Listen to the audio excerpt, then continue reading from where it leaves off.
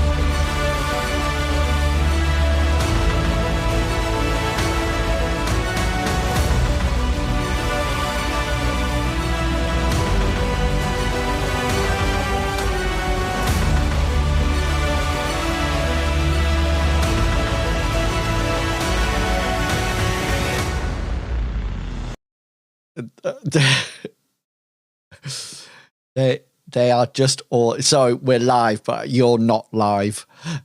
I am live. They can hear me, but I'm just waiting until the political undercurrents has right. And I'm so pleased you're still not live. Right. Okay, then. We are... It's all about the money. Right.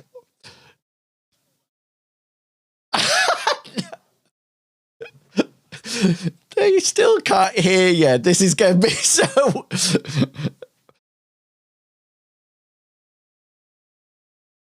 Right. Right. Okay. I'm going to switch your channel on. So behave yourself. Behave yourself. That sounded dirtier than what you meant. That was the first thing they heard. Just as you came. We always behave ourselves. It's just I once really filled up my diaper, and it really stunk up the room. Oh my Lord! The entire room. And the best thing I can do is I just admit it. I distract them all with saying I'm going to invade Greenland, and it worked. They can no longer I'm really smell glad this that very Inwils just stinky, flicked off the chunky channel right after flicking it on. butt butter. Yeah. I always know it's something bad when Mr. Pickles says, "Oh Lordy."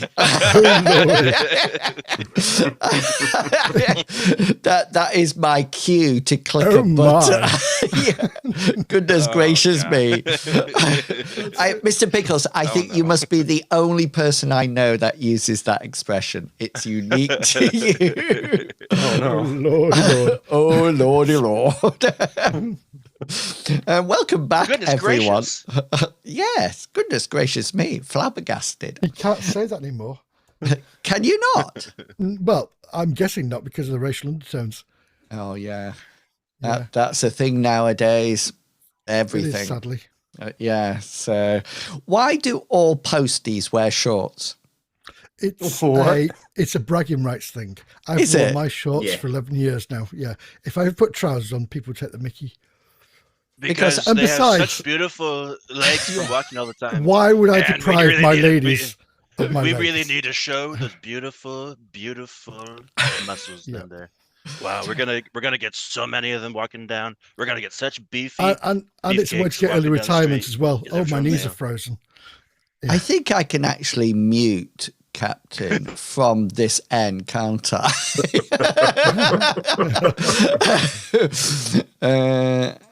Can't we just ring up Mr. Pickles and say, just pop round and cut his internet off? Oh, that's interesting. I can mute him, but I can't unmute him. He has to unmute himself. He'll never figure that out. I have the power.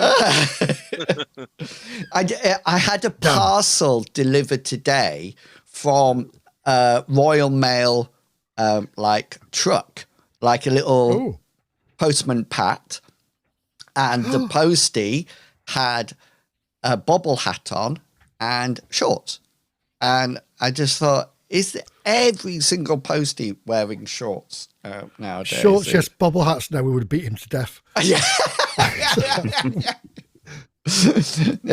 He's the regular deliverer as well, because he always and then I get that feedback form, and I always provide feedback. Can I just say, because I think otherwise people don't, and then it's really sad. Can I just say I'm still 10 out of 10.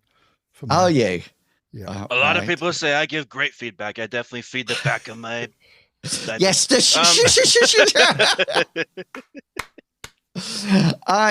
I'm going to have a Stream Deck button that just mutes.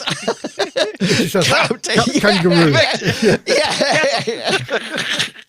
And that's all it does. It doesn't do anything else. You just put cancel on the button. So you're like, cancel, Robert. Cancel. Yeah. It's not just a single button, it's a whole panel, isn't it? That's actually quite good. I could just blank out his picture altogether. Have one camera facing the button so they know. Yeah. The cancel cam. Right. Don't hit the golden buzzer. So we are here in the world of M Space. We've actually finished one adventure, and I think we actually did the experience points before we left that one. So we're on to a brand new adventure, and the party have taken a slight detour in their original journey, and they seem to be working for a warring council that is called the Iron Synarchs, and this council rules a certain area. They rule the Rust Belt in the Levito sector or district. And we've got some fun games to play before the next job. And if nobody wants to play the games, then we'll go straight to the next job. But I would like to stress there is money involved, and you can win big. You can win big. But before we go into this, I'll let the players say who they are playing and who they are and who they are playing. And we'll start with you, Mr. Pickles. I am Mr. Pickles, and I am playing. Oh dear, Zach Newman. That's just his original name, the pronunciation. No, Zach Newman is an ex-law enforcer who is sort of the physical member of this team. He doesn't have much in the way of technical skills, whereas the rest of the party has a lot of technical skills. But he knows how to operate artillery, turrets, or things like that. So he does have a function when we're on the spaceship, and when we're on the ground, I use my skills to keep people from harming us as best I can. For example, taking the brunt of the blast of a trapped explosive, or shooting people in the knee with my shotgun. Those are the things that I bring. I also have a fair amount of brawn, some sleight of hand.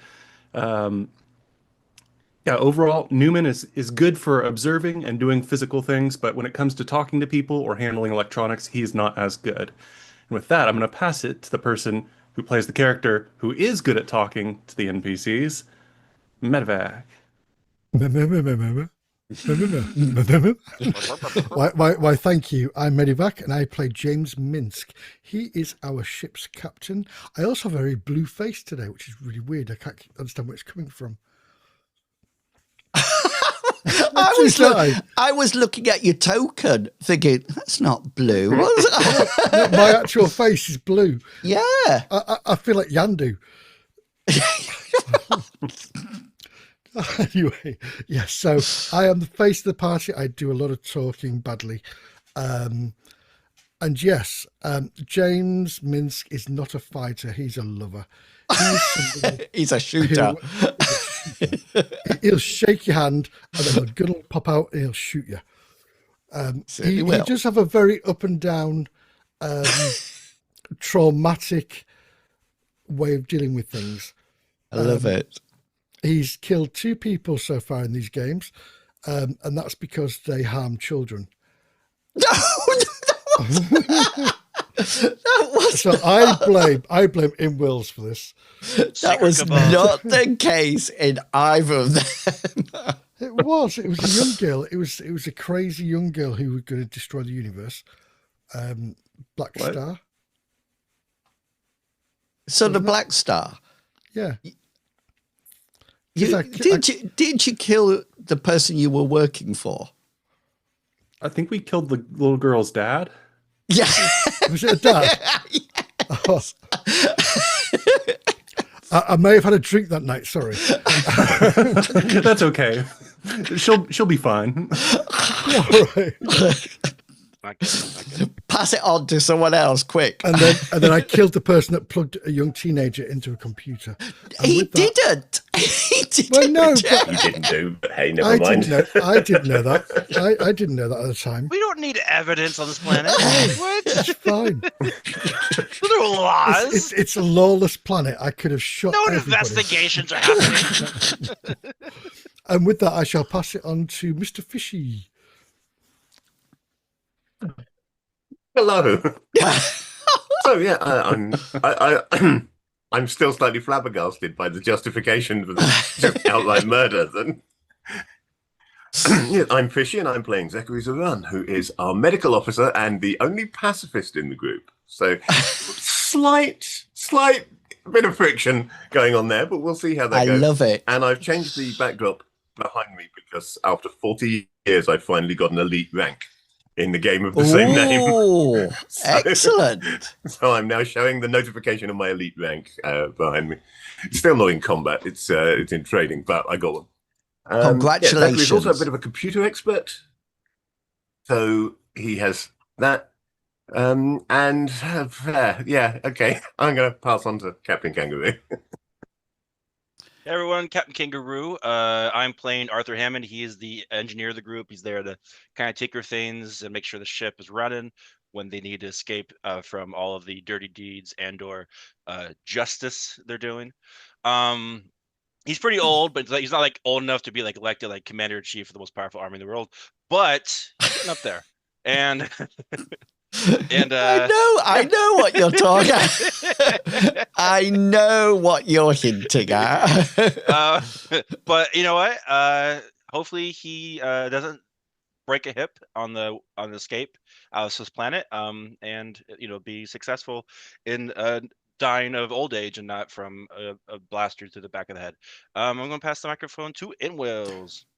Thank you. Right. Okay, then. So we are in the Iron Synarch area. If you are watching on stream, then do feel free to go over to the World Anvil site, where there is a whole load of information that you can see and the players can see at the same time. And we will be looking at that pretty soon, so just to be warned.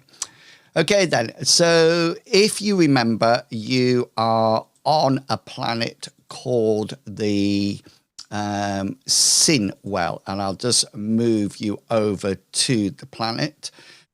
This is where you came down. You were in the Neon Crown beforehand. That was when you were dealing with the Pleasure Dome and originally looking for a ring, but it found out that it was you were battling an AI, and however you crashed the system. Several people died. You fought your way out. The armed response came in, and lucky for you, the Iron Synarchs, who own the Rust Belt, actually extracted you to their areas. And if you remember, it was the Iron Synarchs who had planted the AI in order to dispose of the leader, the CEO of the Pleasure Dome. of Starfall, and now they've got their own member of staff in that position. So they have their own inside information for Starfall, which was their plan all along. However, you have been rescued, you've done your experience points, you're feeling good, and there is nothing better than enjoying some of the delights of Sinwell, the lawless entertainment planet in the Levito system. After you've trained and restocked, it seems only fair that you get to enjoy some of the activities that the planet has to offer. You feel that the Neon Crown has provided enough entertainment for you, so you decided to stick in the Rust Belt, also known as the Smoke Circuit, a vast industrial wasteland turned playground for adrenaline junkies. This zone features racing tracks carved through abandoned factories, mech fighting arenas, and demolition derbies under the burning smog skies. The Iron Synarchs dominate this area, manufacturing weapons, vehicles, and synthetic substances for both entertainment and war. And you are in luck. This week, there are many new activities to entice newbie adrenaline junkies like yourself to the area. So you are there, and there is various things that you can actually engage with. And the final day of these week activities, you can actually join the Demolition Derby on the final day, where the finalists drive through the wasteland trying to win while avoiding obstacles and gunfire. But before we get into that event, or before it's time to sign up for that, do you fancy anything else? So this is what we have on offer.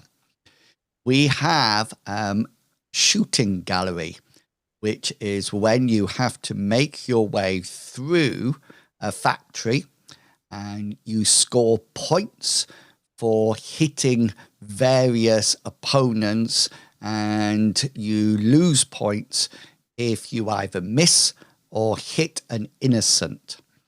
There's a really... We better not sign Minsk up for that one. There's an activity called Beat the Bomb, when the bomb is actually real. And the idea is to defuse the bomb before it blows up. Obviously, if we reduce the amount of time, the prize money goes up. But of course, with the reduction in time, you yourself could be blown up. And there's also mech fighting skills. These are when you take control of a mech, a bit like, I don't know if they had it in America. What was it called? That little, was it called Mech Warrior? Is that what it was called? That TV program? Oh, are you talking about the ones where you have robots and they fight each other? Yeah, no, they used. Yeah, they used to build their own little robots, and then they used to crash into it. Oh, Robot Wars, yeah. Yeah, and it used to flip them up and things like that. So a bit like that. Did you? Yeah, that did start over there. Yeah. That explains why. The nerds first. That's why it was so rubbish. Seriously over there, or they did take. It was sort of taken as seriously over there, but you didn't get, like we did over here, you didn't get people like, actual engineering teams. There was at least one on Robot Wars that was gunning for a Ministry of Defense contract, and they were using Robot Wars to demonstrate their products. Nice.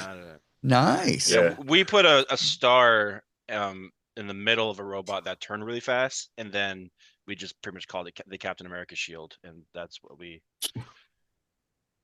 Prove our dominance, Arth. Okay. So just so you know, all the games work on a conflict pool, an extended conflict pool system.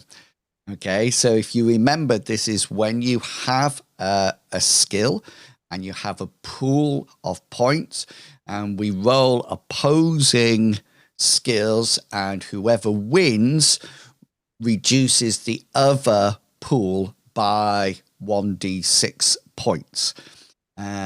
You have the choice of going into beginners, expert, or masters. Okay, those are the 3 entry levels for each one.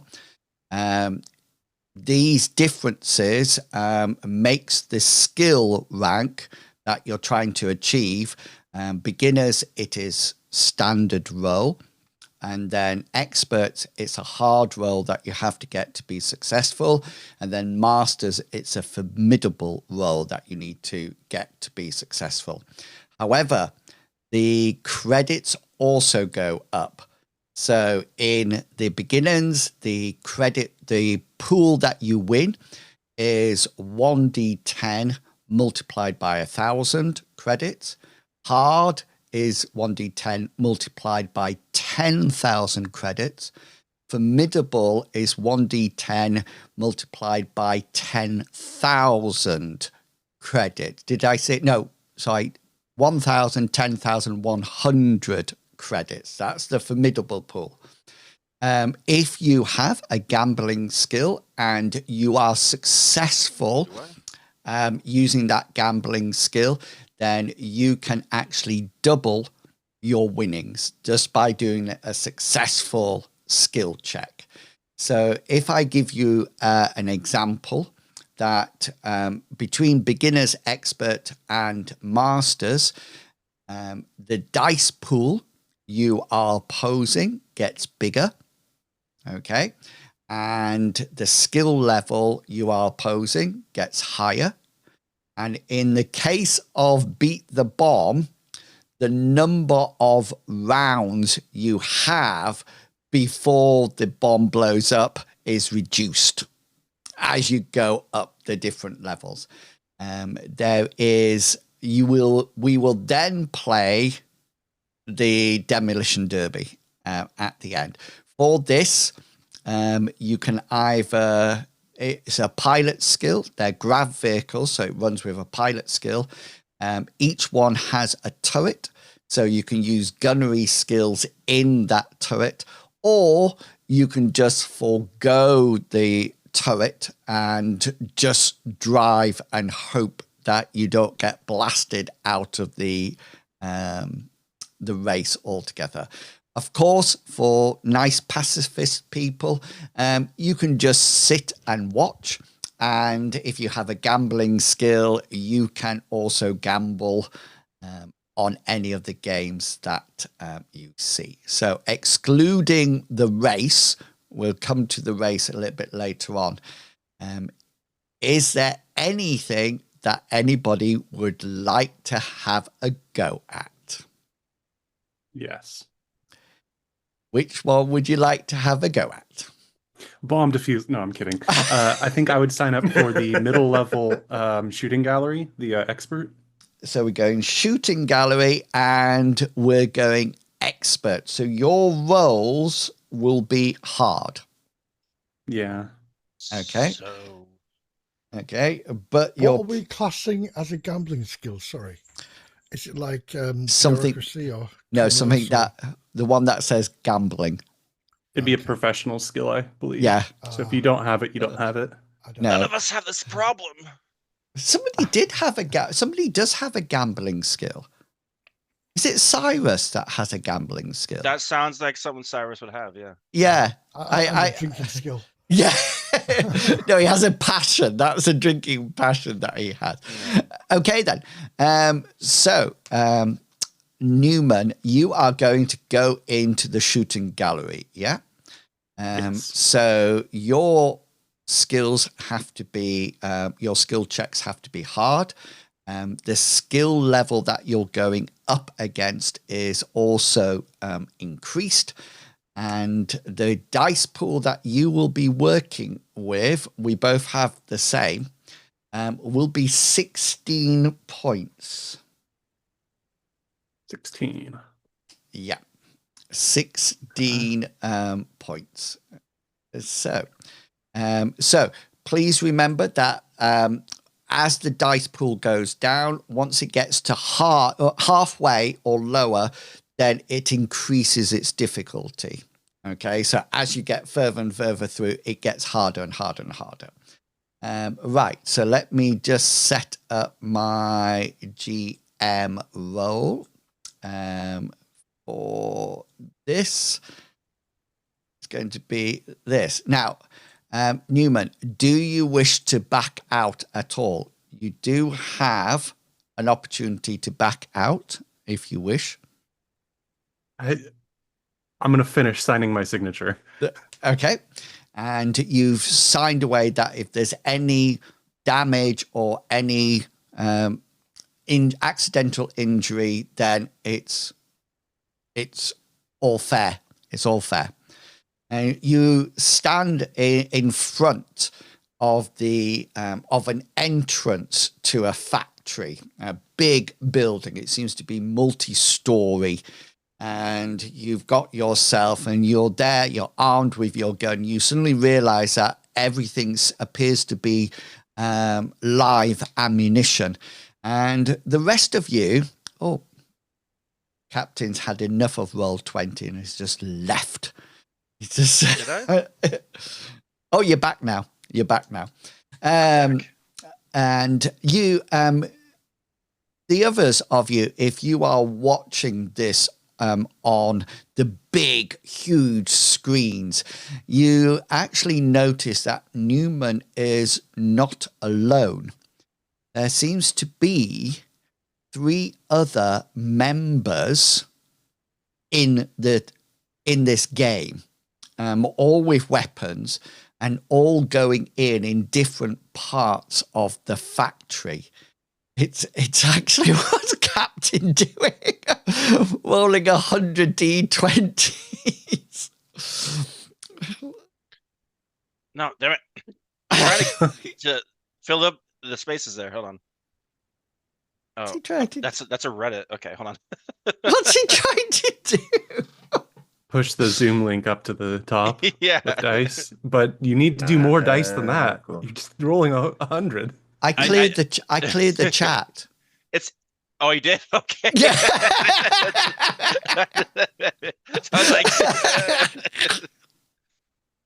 Yeah. Yes. So the others, Minsk and Hammond and Zachary, you suddenly notice that it appears that there's going to be other people in the factory shooting as well. And this wasn't the original sign up. It seems to be, it was meant to be just, outlines of people or electrical holographs being produced. But it seems that there's actually some opponents in the actual game. You are welcome to communicate anything that you wish to Newman at this point. I'm ready to die for the law. oh, Yeah. Anybody wish to communicate anything? No? good luck. I'm sure he'll be fine. Don't let him down, I've Newman. got faith in him. Okay, then. Here we go. So there's just above your door, there are 3 color lights.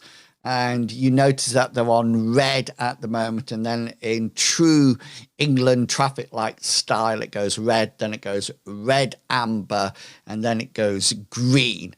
And at this point, everybody that you see on the big screen, if you're watching it, actually enters the building. I'm presuming you are entering and starting the activity, the game. So you need to roll your combat skill. Please remember that we're trying to get hard here rather than standard. Probably say something different than that, but Good to do. Okay, yeah. No, I was searching for what you were. Oh looking at lordy, there. Yeah, that's a. is that an oh lordy? Did I say it? Yeah, I'll give yeah, it that that. Here, pow. Oh yes. Now, yes. But a 4 would be better, wouldn't it? It certainly would, because it would be a crit. You know what? I'm going to do that. First luck point right off the bat. Okay, I want to then. make that a 4, a critical on a hard roll. Okay, then. Ooh! Bam! Motherfucker. But the That's just interesting, nasty. interesting thing is, because it's an opposed roll, Well the done, 4 actually wins by 1 point. And if you hadn't, I would have been flat out in the lead. So the first thing I would like you to do is roll a 1d6 for me. Is this your way of just like taking away our luck points before we actually run to real things? Would I do something like that? Would I do something like that? So, Mr. Pickles, Newman comes in and he sort of like gets this almost like tingly spider sense goes off, and you duck and roll and bring your shotgun round and blast it at what you think is a holographic representation, a holograph of somebody. But as you blast with your shotgun, you notice that it actually hits the person full in the chest, and they sort of like get knocked back and they go flying back a little way and slump. They appear to be either unconscious or dead on the floor. Actually, you can do me some damage, a hit location and a damage. These are really good holographs, obviously. Right in the 15. Yeah, so that's in their arm, and do some damage for me. I heard that. Using the only one I have. I will mute 16. you. Yeah, you sort of like let off your shotgun, and it just sort of like decimates this person's arm as he sort of like goes and slumps to the floor. And everybody watching you see their split screen a little bit like hired guns, and one of them is just got a skull sign on, and then it sort of like increases to the full screen, and you get the slow motion of Newman turn around and blasting off, and then it hitting this guy's arm in slow motion. And you notice that the shotgun just sort of goes straight through, the shell goes straight through and just blasts this man's arm off, and he just slumps to the ground. He appears to be out of it, and Newman has a point. Okay. Can I just say what you said earlier? Was that like teaching in COVID? I will mute you. Yeah. Can I say that when I was teaching at, I teach at university, not at school, the students they didn't have to put their cameras on at all. And we couldn't ask them just in case they were in a really poor area or something like that. And so I am 100% sure that none of them were actually in my session. Yeah. I really do think I was just talking. Dressed. Yeah, exactly. I never thought. And you would say, does anybody have any questions? And it would just... Crickets. Yeah. It's like tumbleweed. And that was it. Yeah. Personally, I love talking to myself. So honestly, I think I'd probably do well during that time. That's the most intelligent conversation you ever have, isn't it? Talking That's the best one. Everyone on both sides definitely. So the entire thing going through with nobody listening, that reminds me of when I stream.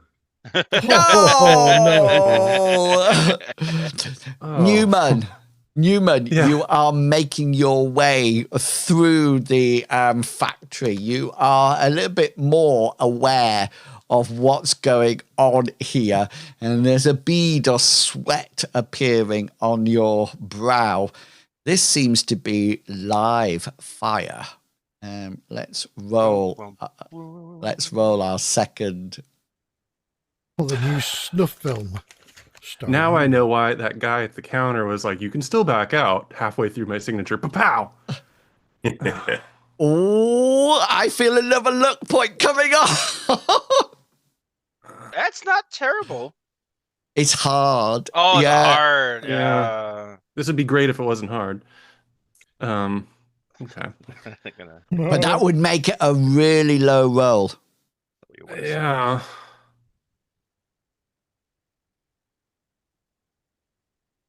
You want me to roll mine and then you can make a decision? I don't mind. I'm in it. Yeah. Don't panic. You've got more limbs and internal organs than you really need anyway. You'll be fine. Can you get lower than a 50? I could make you a new heart. He would figure out how the pump system. He would have to re-roll. He would, yeah. Yeah, I could either re-roll, and that would give me, what, like a 20% chance of success? Or I could have you re-roll, and I would have something like a 30% chance of success. Yeah. Of you failing, but... Has somebody got a cat?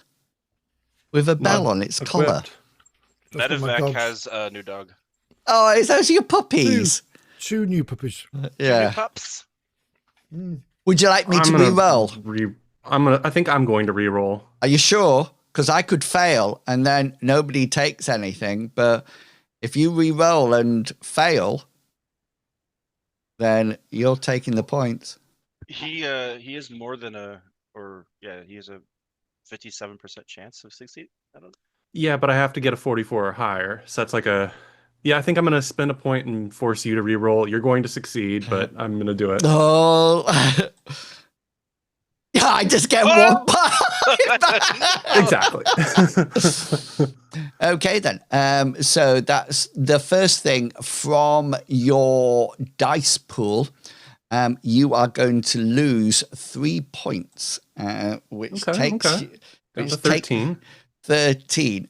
Now, just to let you know, it's only when you take 4 points that you take damage. Hence, you did 4 points out of my 16 and took one of the people out, so to speak. So you actually, as you're creeping around, you see a laser shot that actually skims very close to your left ear and just clips you on the shoulder. Your armor absorbs some of the electrical force as it goes through, and you quickly manage to take up cover behind one of these artificial blockades. Let's go to the next one. I think Newman's going to die. Here we go. 47. Okay. You're still going to beat me. You're good. No. He can't beat. He couldn't beat you. We could have got even. Wait, aren't you rolling at standard? No, I'm rolling at hard, but we're both rolling at hard. Yeah. Okay. So I could have got 47, but I could have crit. I could have crit. So I don't actually have luck points, but I could use luck at this point and reduce my 40 to a 4, which would actually be a crit. And I would then win the opposed roll. But I don't have luck points, you'd be pleased to know. I'm pleased.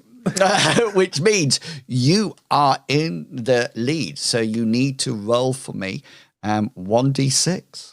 Oh, please be a 6 or a 5 or 1. There we go. Bringing the big money.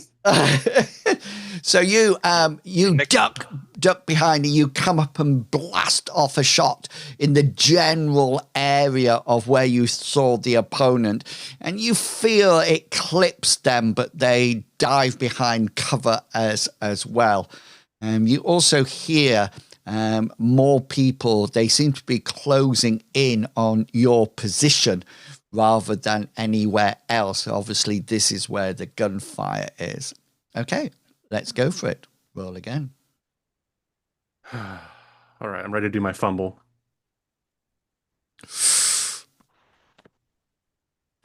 I'm good.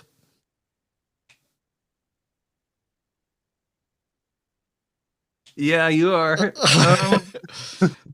You're taking it. Well, if you reverse it, you'll still win.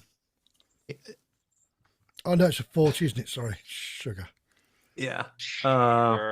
You could use a point of luck and get me to re-roll. Yeah, but I only have 1 point of luck left because I'm not What? rabbit, and I kind of want to turn a major wound into a serious wound. Good choice. Are you I'm taking gonna the just blast? Okay then. Yeah. Oh, 4 Oh. points. 4 points. So that reduces your 16. What is it? 15. It's down to 11. Yeah, is that right? No, I should be down to a 9 because I took 3 before. Oh yes, yeah. Sorry, I was adding yours. So we are hitting you in your right leg. So this is going to be damage because it's 4 or higher that I rolled. So this is going to be your die. Did you know, by the way, that in your character sheet in hit locations, there's that D20 just at the top. You can actually click that, and it actually rolls yours. But you can actually, can you see? So that's my right leg that has 5/5, but it also shows me whether or not. Oh, that's not damage. That's location. That's So what I can do is, because I can actually target your token and then click that button, and it will actually look at your character sheet and tell me what location it is, etc. You need some damage coming in, which is going to be a nice 1d8 as a laser blast flies across. Does it get through your armor? No, I've got 4 on my light biomesh, so that burns my armor for sure. It slices through, but you take no damage from it. Okay, then let's go again. Okay, I'm regretting all of my choices. Actually, I'm gonna put my sunglasses down. No, I'm not. 24 out of 57. Oh no! I fail. I fail with a 55. Sunglasses are helping. This is most definitely. It's time to kick ass and chew gum. Remember the blow on the dice, everyone. Okay then. So roll. Big money. Roll a 1d6. Give me a 1 or a 2. I'm gonna get a 2. Yes. 6. Okay then. So the first thing that happens is that as you come up, you see the guy that you clipped beforehand coming out of cover at the same time, and you just level your shotgun at him and blast as quickly as you can. Do a hit location and damage for me. Am I right? Gotta disarm him. You like in the right arms, aren't you? 11. Yeah. So he sort of like comes up with his pistol out, and you just blast, and his arm just cracks and drops off, and everybody sees this on the big screen as he kills, dies to the floor. You also got 3 points still. So at the same time, you suddenly see in your peripheral vision somebody else moving in for you, and you turn around, you just blast at them and pump action it as this person dives into cover. You haven't taken him out. He's still under cover. People outside, you can see that there's 2 people left and Newman. There's 2 people down. Seems that Newman is taking out people's right arms to disarm them. Here we go. I'm sure that's deliberate. Let's see. His right arm. I feel like I've done a decent amount of their points, but I feel like I'm also going to lose this one. So here we go. Okay. Here we go. Oh, everybody's down in cover, shooting left, right, and center. There is nothing that is going off. Both of you are entrenched behind cover as you move around. You're dashing between cover and doorways and barrels and rolling and bringing your weapons up, and you're firing away, but everybody is totally safe at the moment. Okay, then, roll. Big money. Oh, we're both absolutely fine. Well, you could use a point of luck if you wish. I only have the 1 point, and I feel okay, then. We're both just shooting up at the ceiling, screaming. Okay, then. I'm talking to the other 3 people. The other 3 people. You have a choice of conscience. Okay, with Minsk, it's going to be very easy for you. Okay, you'll just go for it. Okay, you can see what is happening on the big screen, and you are in communications with. Of course, we are with Newman. Okay, so you can actually, for a luck point, allow him to change his roll to a 38, which will then means that he succeeds. I'll do that quite happily because I don't lose my, my crew. And he can't afford the insurance claim. This conscious thing you're talking about, what's that? Yeah. I'm pretty sure what Nichols is saying is whether you're awake or not, isn't it? Don't worry, I'm paying attention. Okay, I got plenty of conscience, all right? The peanut seller comes up to Minsky, he goes, bang, you're dead as well. Takes him out in the head. I heard he was a pedophile. So Newman, you're sort of like hunkered down in the position, and you suddenly hear Minsk in your ear saying, on your left. As I run by. That allows you to see the person who's coming out of cover, which then allows you to change your roll to a 38, which actually succeeds. So I'll give you a D6 here then. Yeah, I was going to say if you wish, but obviously you've just you just hear Zachary in the communications going. He's not angry. He's upset I'm taking out these synthetic He's not angry. androids. He's just really disappointed. Yeah. Oh, I'm disappointed. But 2 is actually enough to take out the one that you had clipped before. So you turn round and blast at this person on your left who's desperately gets into cover. But as you do it, somebody comes out of cover. You quickly turn and whack him, and he is out of it.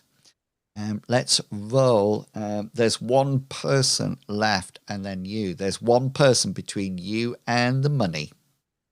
The buffet money that I'm going to treat my friends to. Yeah. Here we go. All right. For endless shrimp. I hope you have tapioca pudding.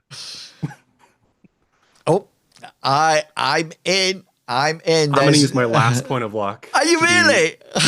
To ruin your time here, because it's the last guy. Oh, Are you going to 49 me? 49. Yeah. Okay. That means you win. I'm pretty sure I need to roll, don't I? You do. You need to roll a 1d6. Okay. And I think I have like 3 or 4 points left. 3 points left. Yeah. You got 6. 5. Ooh, yes. Stop standing between me and my endless shrimp. Yeah. Right in the And you then see on the big screen, you see Newman's kills coming up one after another. And it's sort of like death, death, death. And you notice, Newman, as you kill this. Oh, I just need a hit location and some damage. Please do right arm. Chest. Oh no, right. You were annoyed as this guy came up to you.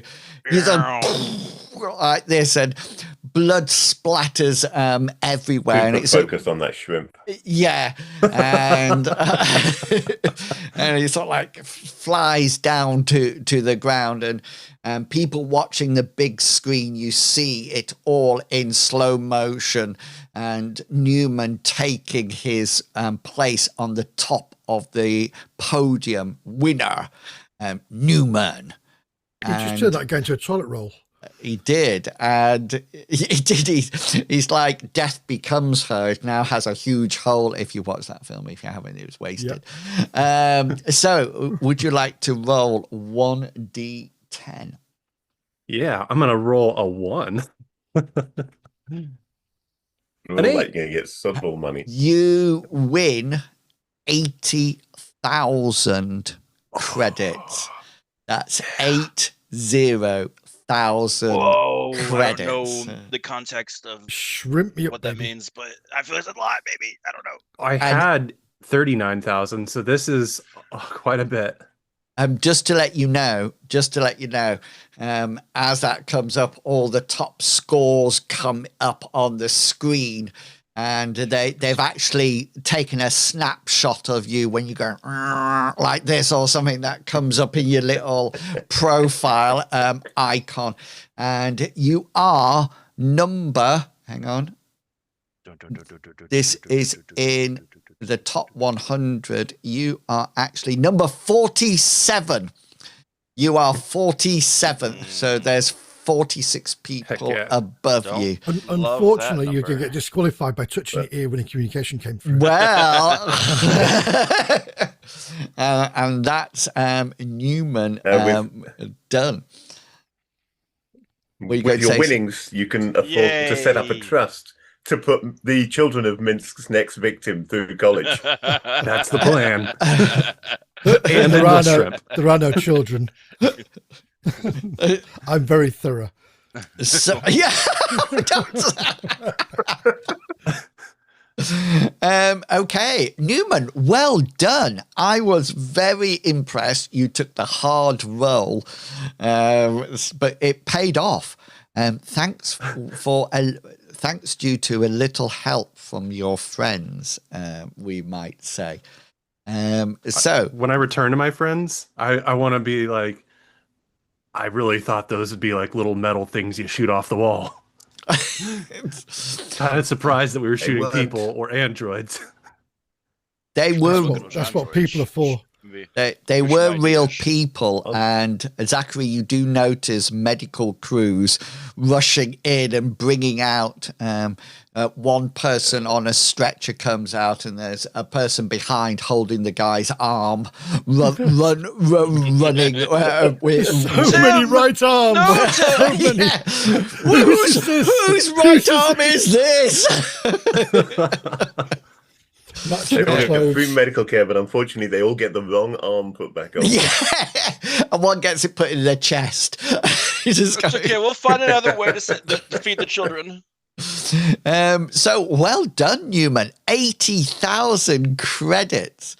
Darthy End. The voicemail said, "Death becomes a Ernest. You push me down the stairs." If you know the film, it's quite a good film. Darthy End says, "Evening GM and play adventures. I can't stop as I'm watching TV with family, but hope the session goes well." Oh, he's had a sneaky viewing to Twitch when he's meant to be watching telly. You can always can't possibly match Newman's awesome gun skills. Yes, you can always catch up on YouTube. Right, can I? After Newman's fantastic roles, anybody can play Shooting Gallery again. You don't have to pick different ones. So there's Shooting Gallery, Beat the Bomb, or mech fighting, and then we've got the road race, the demolition derby. So if nobody wants anything, then we're please. I do have a question. Yeah. The bomb one, which sounds terrifying. What would the roles be on that one? You beat the bomb. You can either have your difficulty will either be standard, which is beginners, expert, which is hard, which is what Newman did, and masters, which is formidable. So what happens with yours is, so if you did hard, if you did expert like Newman, then the roll against you would be 70%. But the interesting thing is you have a certain amount of rolls. And if you don't reduce the dice pool in that certain amount of rolls, the bomb goes off. Got it. And what skill is it? Is it just what's the disarm? skill? It'd be demolition. Electronics? Demolition. If you have demolition. I do, but it's not that much. Is that of interest? What skill is used for the mech combat, the mech fight? So mech combat, computers are used, or electronics. It's up to you. So electronics are used to adjust the mech before it goes in. Computer skills are used as the mech is fighting, if that makes sense. Oh, that's quite good. That I think I might not do that because I don't have any of those. Sorry. Hammond does have a demolition skill. I know, but it's like 51. It's just right above, so it's like, it's Okay. If it's too difficult for Hammond, then that's absolutely fine. Well done, Newman. 80,000. 80,000. 80,000. And I was rolling with basically 47 as my percentage, was it? Or was that 50? You know what? We're gonna do regular, 57. non-hard. Okay, so you just go do standard rolls. Okay, then standard rolls. Okay, then. So your pool is 11. Sorry, no, yes, 11. Okay. 11. So you have 8 rolls to reduce my 11 down to 0. Fantastic. 8 rolls. All right. So first, Ron, going for Hang it. on. Open up the thing, do some tweaking, get the mini screwdriver set. Make sure the Phillips screw head is on there. So my skill. You got to fight the sandworms first. Oh, sandworms. Right. Right. Okay, then. Blow them up first. So this is actually done in a perspex cube. Okay. And you've been watching this for a while. And what happens is that they put the bomb in the perspex cube. They put you in the cube as well. And then it's quite spectacular because as the person frantically tries to defuse it, if they don't defuse it in time, the bomb explodes and there splatters blood and everything all over the inside of the cube, if that makes sense. So it's like they're blown up inside a perspex cube. And then what happens is that the whole cube drops down into the ground and a cover comes up, and then obviously they've got replacement cubes. So it's a bit like the beginning of the Hunger Games, if you ever saw that, when they come out the ground at the beginning. And so Newman and Zachary and Minsk, you see this perspex cube goes over. You're sort of like, where's Hammond? Well, I'll tell you what, I never saw 5 this happening. Oh, yeah. Where's Hammond? And all of a sudden this perspex cube comes up and Hammond is inside with the bomb. And you can see over the top is the number of rounds or seconds for Does my electronic skill at all add on to my just your demolition skill? Just your demolition skill. And we've got we're all sat in the stands just enjoying the silence. Yeah.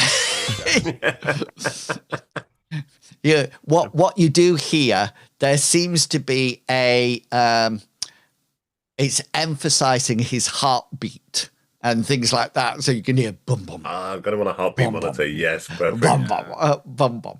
And Zachary will shoot Newman a dirty look and say, well, at least it's only him who can get hurt.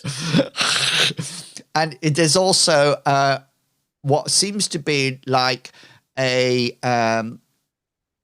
drop of water that actually fills up according to perspiration and how much sweat the person is actually producing. Round one. Let's go for it. Roll your demolition. Hammond, I slept with your daughter. And shot her. Hammond just now remembers to put on his hearing aid. Yeah. Boom, boom. Boom, Boom, boom. boom, boom. Boom, boom. To your left. Oh, he's in. He's in. Oh, He's in. But I'm in. But should I make it even better? Does it add anything to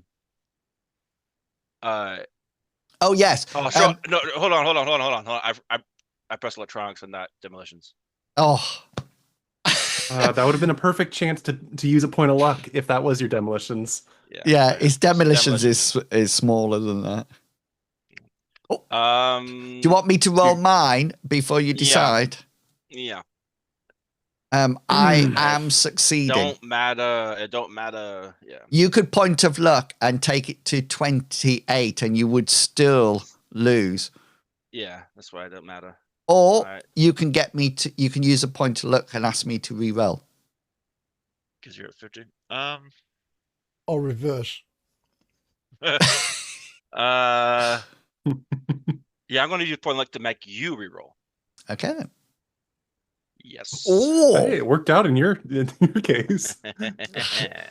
we start off and you're fiddling with the bomb. So the bomb is actually how difficult it is. And you're frantically, and we've had one round gone. You've got 7 more rolls to get rid of the 11. You, one human being, could sweat that much. Yeah, it says, shoom. Boom, boom, boom, boom, boom, boom, Did I boom, take boom, my boom, heart He's boom. now medication? swimming Did I take around my this heart- box. Right. Renee. He's sweating like I was initially in the shooting gallery. Are you doing anything? No. Jeez. That is just some You bad are luck. taking 4 points off your pool of 11. Hammond, just relax and spread out a bit. Yeah. We've got 6 more rounds. Okay. Just get as flat as you can be, and the bomb won't get to you. Oh, you're in it. You're that was good advice from Newman.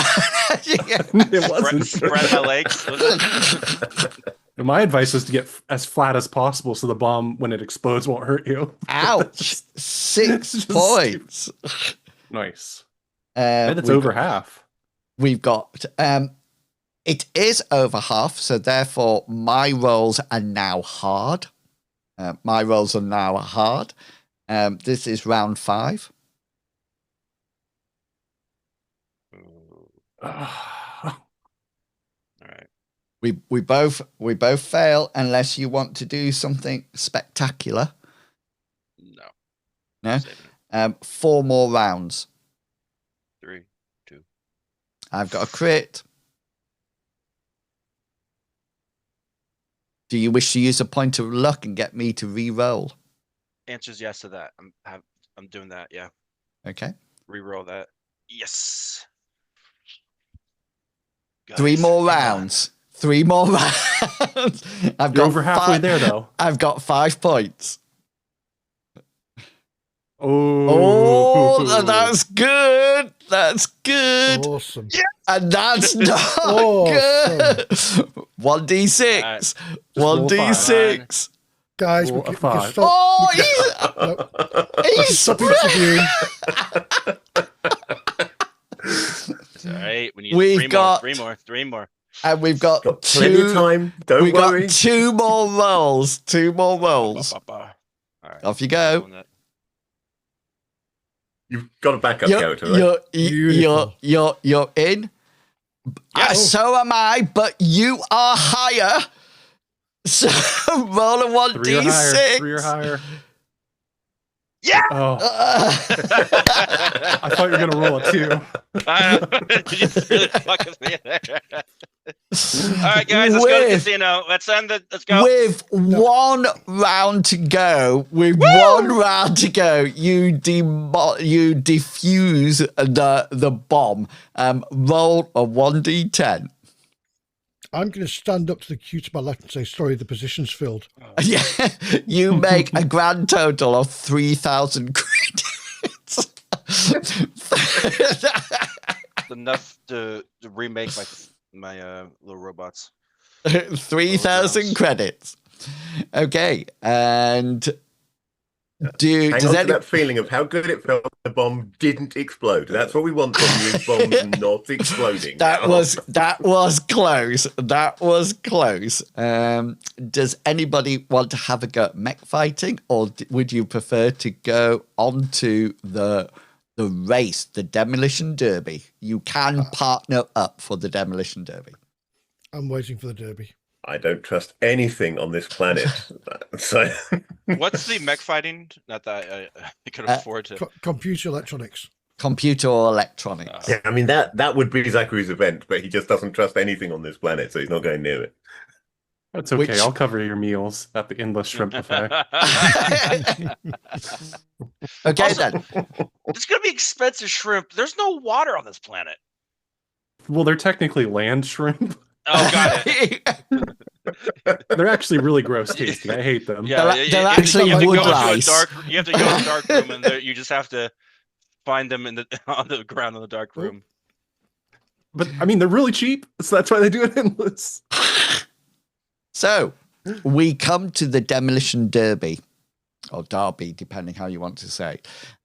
You can either just go in as pilot. So some of you have got pilot skills, and you can just go in by yourself as a pilot, or you can go in as a combination pilot and gunner skill. If you do the pilot and not the gunner, are you in the race with others that do the pilot gunner, or is it like strictly? Is there a strictly just racing and then a strictly racing and gunner? Okay. No. Well, whoever chooses to be the driver, I'll be the gunner. I'm going to be the driver. Are you really? Are you going for it? Okay, then. I'll be your dog. I'll be your dog. So the big question is, which dice roll are you going for? Are you going in the beginners, the expert, or the masters? Now, just to let you know, each round you can choose which skill you use. Okay, so you can either use a pilot skill all the time, or you can choose to use a gunner skill. If you use pilot skills, you increase where you are on the ranking. Mm-hmm. If you use a gunner skill and you do damage to the other vehicles, so you can actually come first just because you've destroyed all the other four vehicles. So Newman, a percentage of 1 to 100 of how confident are you with your gunnery skills? 54. Well, two things, Captain. I am an okay gunner. You've seen me shoot at other ships before. I'm roughly 57 out of 100. But I also have been drinking a lot of beers and eating a lot of shrimp nachos ever since I won that shooting gallery. So I feel like I've drank my luck away, if you will. I understand. If you feel more confident that you can just speed ahead of everybody, maybe I'll get another round of those shrimp nachos. Okay. Yeah, we could do that. We could go formidable, please. Oh, yeah, I'm going to stay at the... Crazy. I'm not rolling formidable with my gun. Do you want me to go on my own? Are you going with formidable? Well, let's swallow a bit of pride here and just go newbie. So just to let you know, if you went formidable, the skill level that you would be driving against would be 90%. I'll beat that. That's okay. 90, but I got formidable? 91. but Yeah. at formidable. Yeah. They don't have What- luck. What is your skill at formidable, Medivac? Um, Minskovac? Is 61. 46 No, is not bad. 46. 46, sorry. Yeah, it's not bad. But they've got 90. They'd be rolling at a formidable. 45, Yes. Yeah. So and that would get us 100,000 times 10. it certainly would.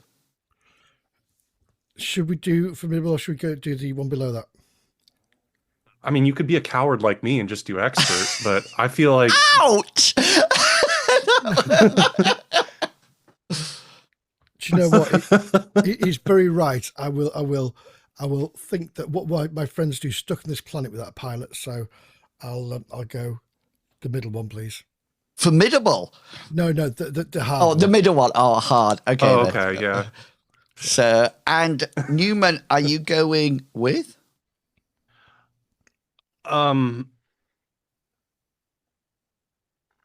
I thought we had agreed that I might just slow him down.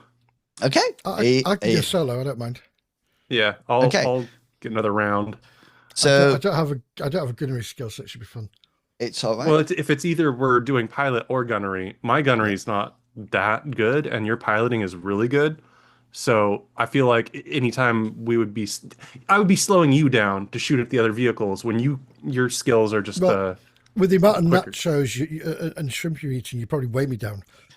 well, yes. Newman still has one of those plastic bibs on from eating eating the shrimp. With a little catch thing at the bottom. Yeah. I get a new one with each tray of shrimp and nachos, so I've got like 3. You've stopped taking them off now, so they're like wrapped around you going backwards. So your dice pool is 16. 16. Okay. Once you get to 8, then your difficulty will increase from hard to formidable for the rest of the race. Every time you do 5 points of damage, you take out another vehicle, or no, you're just getting in front of one more vehicle. And so, but they can actually use their gunner skills and blast you. But we'll wait and see what happens. So here we go. Well, indeed. Everybody's on the starting line. Oh, you have to race in what they provide you. And you notice that everything's being stripped out of this grav vehicle. There's literally bare minimum in it. There's not even a cushioned seat or anything like that. And there's definitely a very strong aroma of sweat, urine, feces, things like that. You're not too sure what's actually gone on in this grav vehicle. It's a home from home. Yes. And everybody's on the starting line. There's you. And then there are only, because you're only doing the hard one, there's 4 other people there all ready to go and already with their skill rolls. And just like in the shooting gallery, it goes red, amber, and then green, and you hit the metal to the pedal. Is that right? Pedal to the metal. Metal, Close. yeah. Metal to metal. And off you go. Roll your first piloting skill. Don't let me down. Easy. Oh! Look at that. Meets beats. So, What? yes. So when an opposed roll is actually identical, there's lots of things you can go for. But I always default to the person with the biggest skill wins. Which always seems to be fair in this situation. So I will let you have a choice. Okay. Do you want to be the winner, or do you want us both to take hits? No, I want to be the winner. That's the question. Okay, roll a 1d6 then. Oh my God, where the dice gone? There they are. Okay, that means you are ahead of one vehicle. You're way ahead of it. You probably actually pull off and swerve into the first corner and actually side swipe the vehicle, and the other vehicle tries to make the turn but actually bashes into the wall and tips the grav vehicle over, and it shows a slow motion roll for everybody who's watching it on the big screen. And as it rolls over, you can see the person's head sticking out the grav vehicle, and it just sort of like crumples into the ground as it slides across. It almost like just files off the person's head as it goes across. There's only 3 more vehicles. Never damage somebody else's head without a gun. Yeah. Let's go for it. Ooh, that's reasonable. A 44. Oh, the guy fumbles. Okay, so when I do a fumble, it actually means that you do a 1d4 plus 6. Okay, so you get the full amount of 6, but you get a 1d4 as well. Damn. Okay, so let's just do 7 then. Sorry, 7. Okay. puts down to 5. Is that right? 7 actually takes out.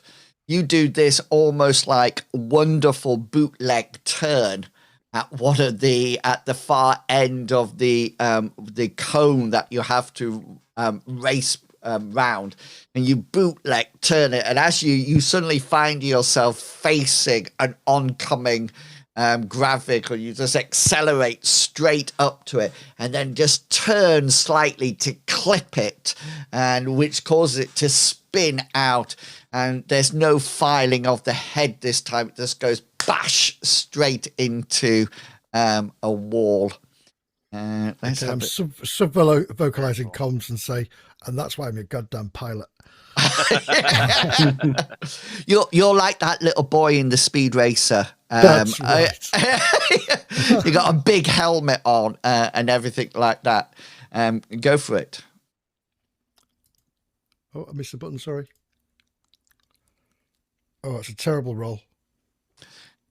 You accelerate off and trying to get in front of the final vehicle, when you suddenly feel the vehicle go and it seems to be some kind of a fault in your vehicle. There doesn't seem to be making the connection at all, and your vehicle sort of and sort of like slows down as the other car accelerates past you. You take off 8 points of damage from your pool. Is that, didn't I win that one? Sorry. Yes, you thought you did, but What? you think somebody might have sabotaged your vehicle. What? So they put a shoe in my vehicle to break it? Yeah. They need to sabotage. Yes. Sabotage. Yes. They put a small wooden boot called a sabot. Obviously, after Newman won so much, they are not so happy and do not wish you to win the race at all. I'm going to whack this the front of the control You now have 8 in your combat pool, in your 2. So now you are 1 level higher. You are now formidable. I like to think of myself as being formidable anyway. Oh, he makes it. Now remember, my role is hard still, and I am on it with a 24, so it was good, but not good enough. Oh, it's not a crit, is it? It's not a crit. No. Oh, hang on. Before I do that, you do have a point. You can ask me to re-roll. I will ask you to re-roll, please. Okay, yeah. Okay, then. Oh. There you go. 79 will fail, which means that you are successful with your familiar.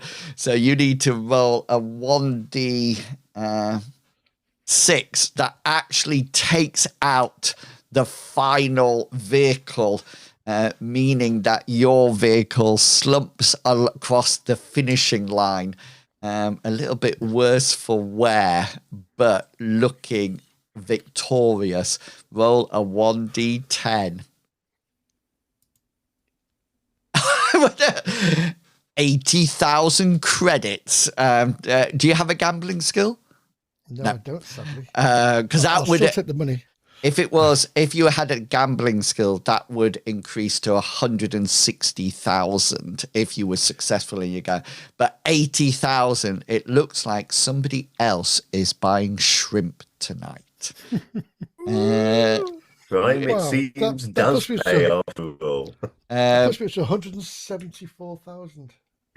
We are at past, so we will take our break, and when we come back, we'll see what job is coming up next for the intrepid adventures.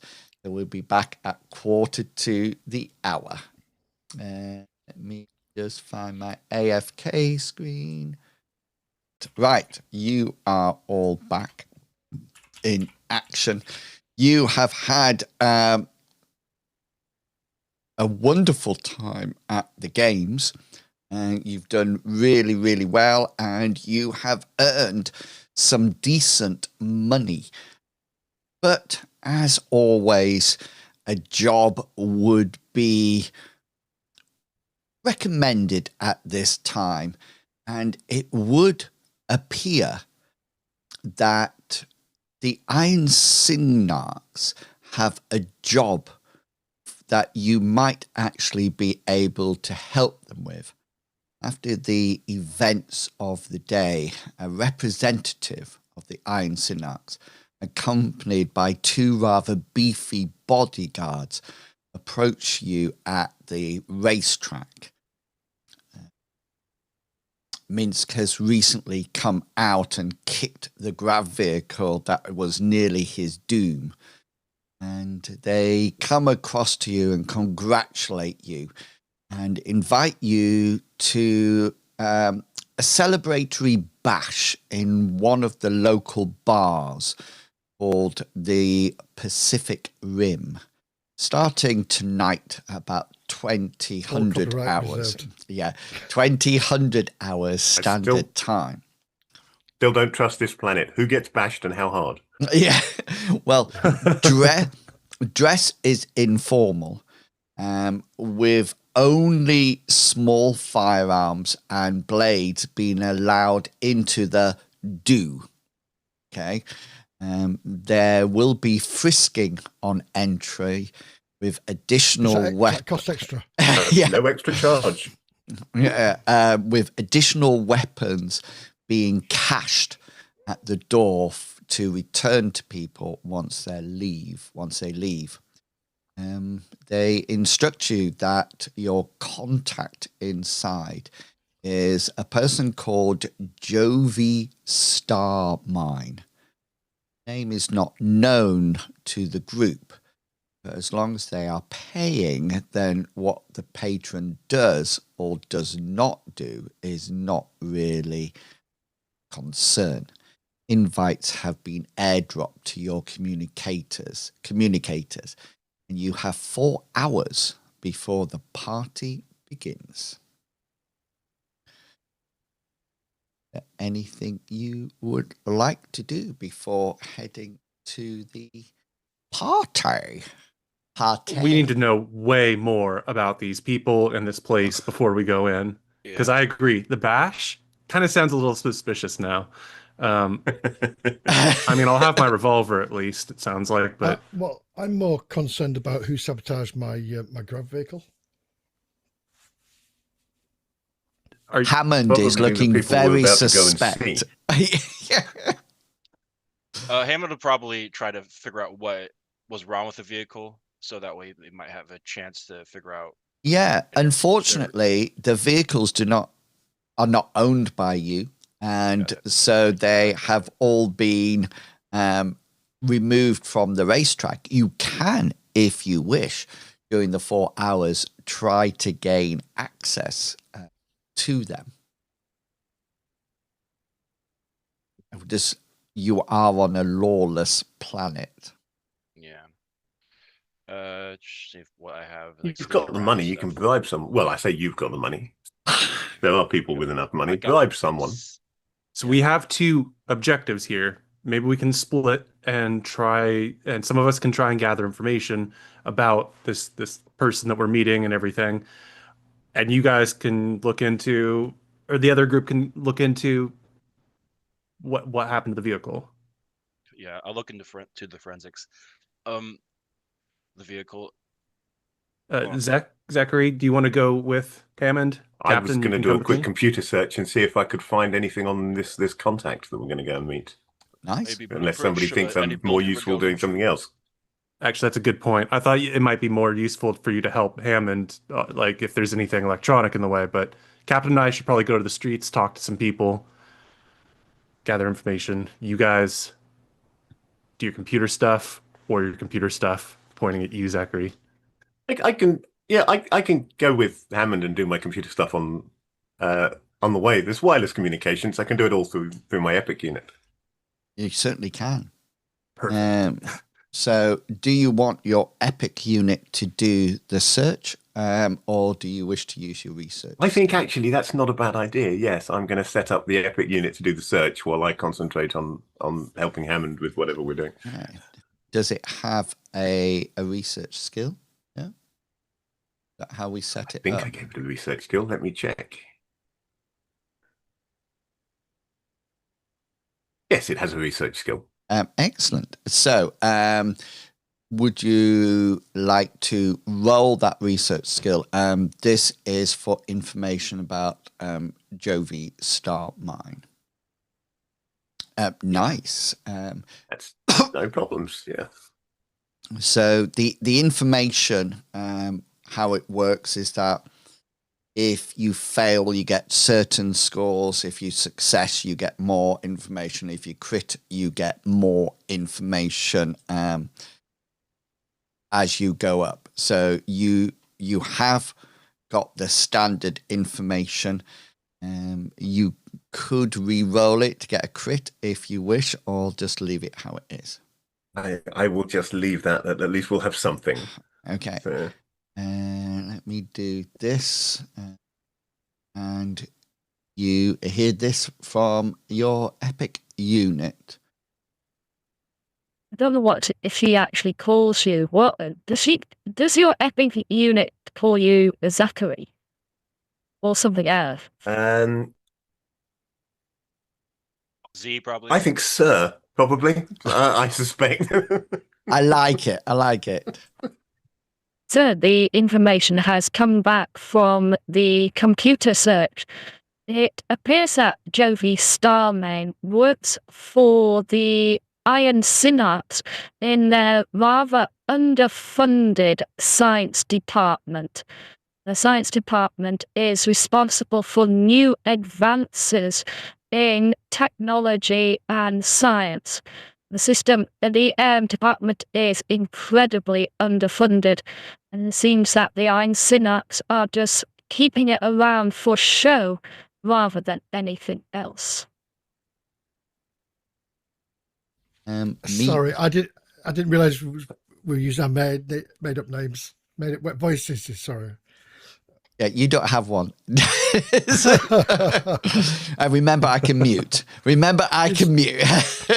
It's true. Hammond's been muted for the whole session. I've just I felt like I was mouthing a lot. Everything that you think you hear him say is just a deep fake. Yeah, and even now we can hear him, but the stream can't. He says, let's have some people are hitting the streets, I believe. Yeah, I have How Streetwise. wise of them. Streetwise and Insight are my primary. I'm good as the detective that stands behind the actually good detective. Okay. So, But I'm hoping Captain can use his words more than me. so what? You've got You're street. Lestrade, not Holmes. Yeah. So you've got Streetwise, and Hammond is going off to do the suspect sabotage. Is Minsk? Are you going with? With Newman. What do we decide? Because I quite happy going Newman because I've got exactly the same skill, streetwise and influence. Yeah, you're the one Insight, with the influence, and I don't have that much. Yeah. When I talk to people, they laugh. Okay then. Yeah. So one of you roll a percentile dice, and then tell me. Let's do Streetwise first because I've got different information for different skills. So let's have your. Each what D100. Yeah, just roll it and then tell me. Ooh, 10. Is that a success? Is that get to a critical of anybody's streetwise skill? Mine is a 65, so it's not a crit, but it is a success. Okay, Yeah, and mine's success. Yeah, it's Okay. 51 mine. so you find out that the Pacific Rim is actually a high-end bar for the Rust Belt. It has remnants of old metal detectors at the entrance, but they're rumored to be inoperative, hence the frisking that takes place. The bar itself is a 2000 biker style bar. They actually have some real pool tables installed, but a fake jukebox that can be used to gain anything from 60s to heavy trash sounds.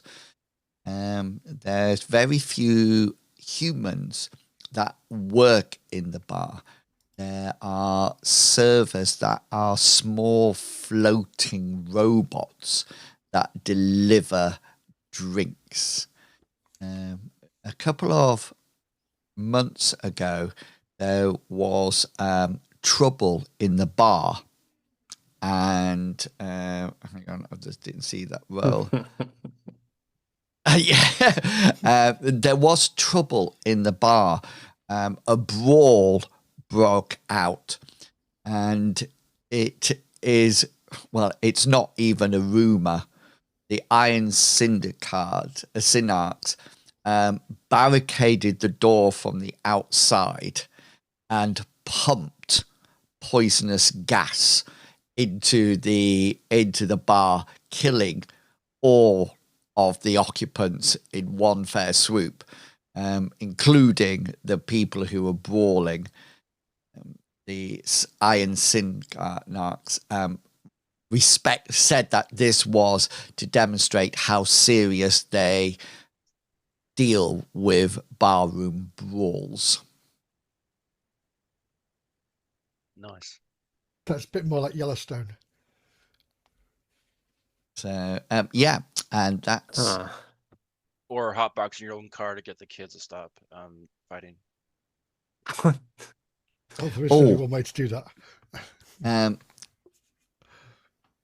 There is also a funny rumor that the drones, the server drones, can actually be disabled by strong electromagnetic pulses.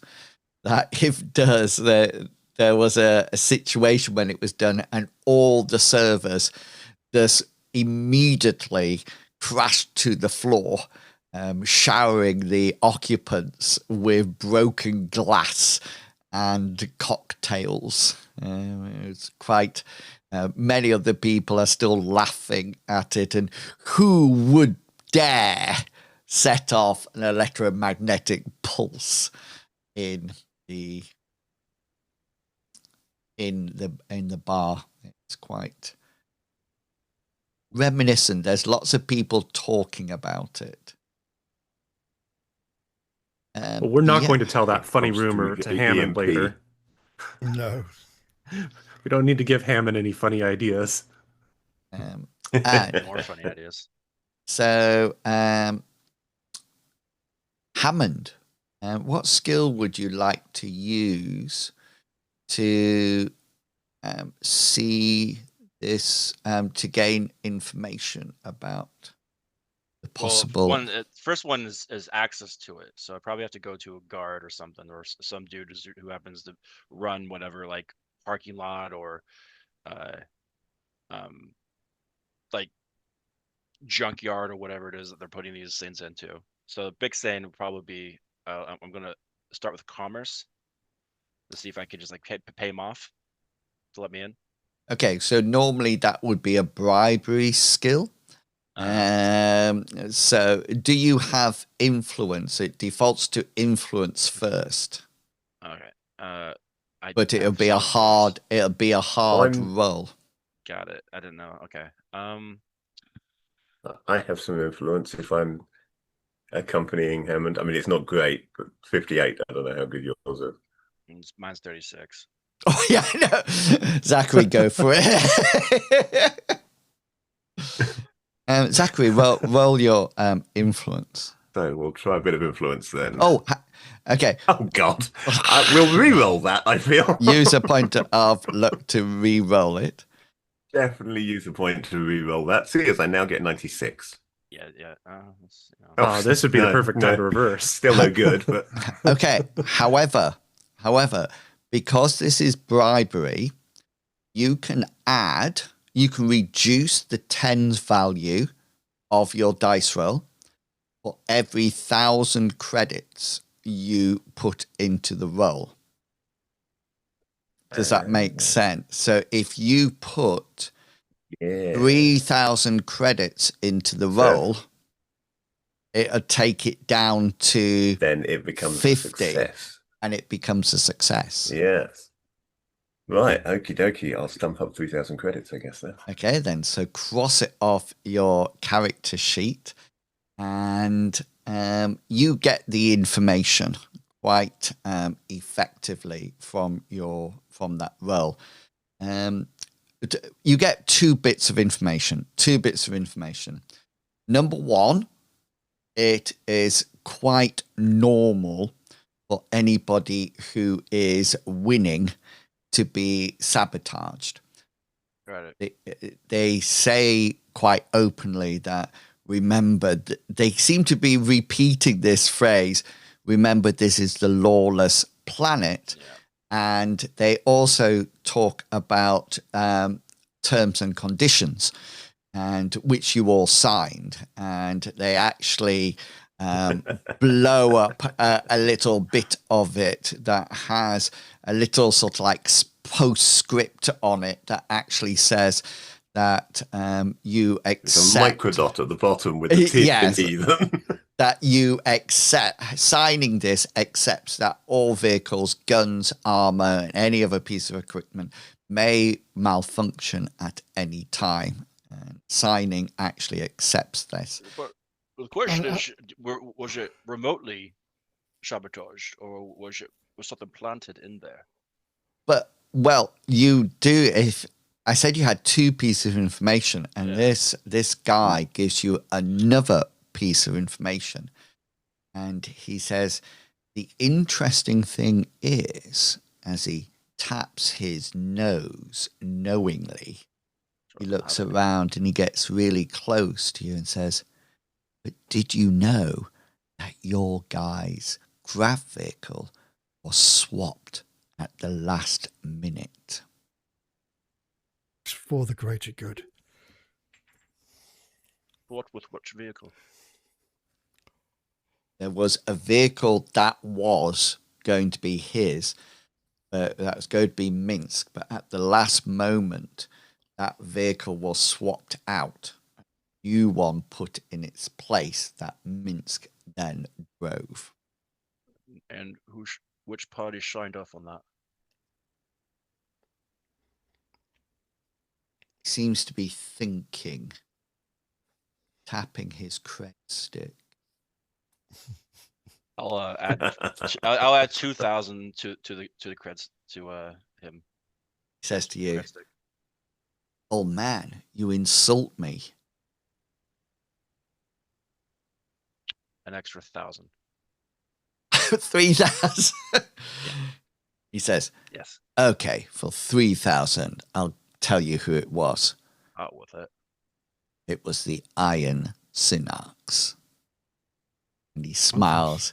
He winks at you, Hammond, and pockets the creds and heads away back into the mechanical shed where the grav vehicle is stored. Hey, do you mind if I got about 2 hours? Do you mind if I take away something using your shed really quick? I'll be in and out.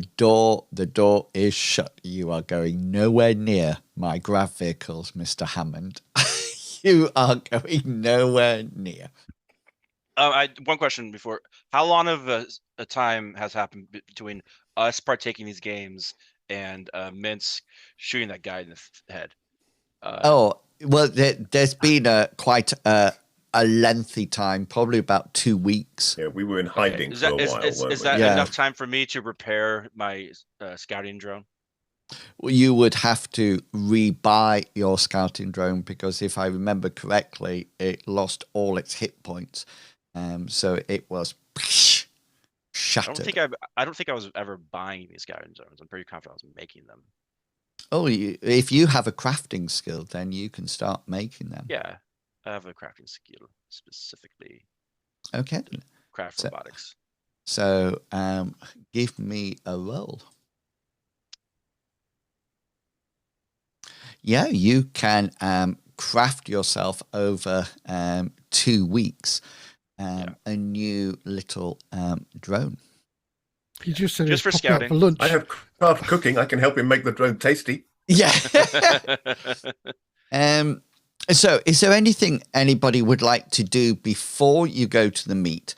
And also, what are you taking weapon-wise when you go? Remember, it stated that small firearms and blades are being allowed in, and that's it. But all I have is my. Although they didn't specifically mention it, I'm going to assume that my stun baton's okay. Your baton probably just sort of like collapses slightly in any case, so that sounds doable. Well, the worst thing that's going to be happening, and they said it was not for casual dress code. Yes. So the casual dress code, I'm going to be wearing my blast vest. Yeah. Oh, that seems to be normal attire round here. It just seems sensible in this place. Yeah, exactly. It's a little bit on the light side, in fact. Yeah. Minsk, you'll be able to get your little blaster in. I'll have my knife as well, but then again, I'll be wearing what I normally wear, which is my uniform and my armor. Do you know you are so suspicious, aren't you? You just think I'm going to start a barroom brawl while you're in there. If I see a map appear, yes. Can we actually take his little blaster off him until he learns to be sensible? You will get it back. Back at the end of the term. I'll tell you what, I promised to be good with it. Do you want to shake on it? Yes. Hammond and Newman, what are you taking in with you? Actually, Zachary, can you do this for me? While you have a chance, can you see if you can find some blueprints for this building? I just want a general idea. Maybe I can send a little scout in through. I can have a look. Research, I take it? Yeah. I'm going to get the Epic unit to do that because it's better at it than I am. Yeah, cool. Send it to our devices. We can use it to communicate. Hang on, he needs to roll it first. Oh gosh. Yeah. No, that's not. Hang on, let me. Yeah, actually, that is good, isn't it? Because I don't know. Yeah. I was just thinking Especially in if it's terms a of hard board. it being a low success, but of course it isn't a post, so I don't know why I'm worrying. There are several blueprints to the Pacific Rim. It seems to be adapted over a period of time. The latest plans appear to be from 2 months ago. I shall send Hammond those latest ones. All right. And on those plans, maybe it would be my turn to research or him to research, but I just want to see if things go down, I want something that would access the power of the building, maybe access to the breaker box or something like that. Just essentially, I want to be essentially if I cut off power there, if things go down, that help us during the brawl. So the power is the same as in Neon Crown. It's underneath the building. It's also where all the storage is for drinks and broken drones, etc. That's where the generators, right? It's not necessarily. Yeah. Obviously, there's that connects up there. Maybe all I have to do is sever that connection. Yeah. Yeah. All right. So I'll just switch have that box. in mind. Yeah. Find a switch box or something like that. And plunge the place into darkness. Maybe. Or I don't know. I just kind of I'll play it by ear. See what. Okay. See what happens. Nice. Yeah. So you have the main cable, the main fuse box that you've located via Just the don't blow plans. it up. We have a bad history of you blowing things up and it not going quite according to plan. Sorry, no, I can't tinker with it for my scouting bot.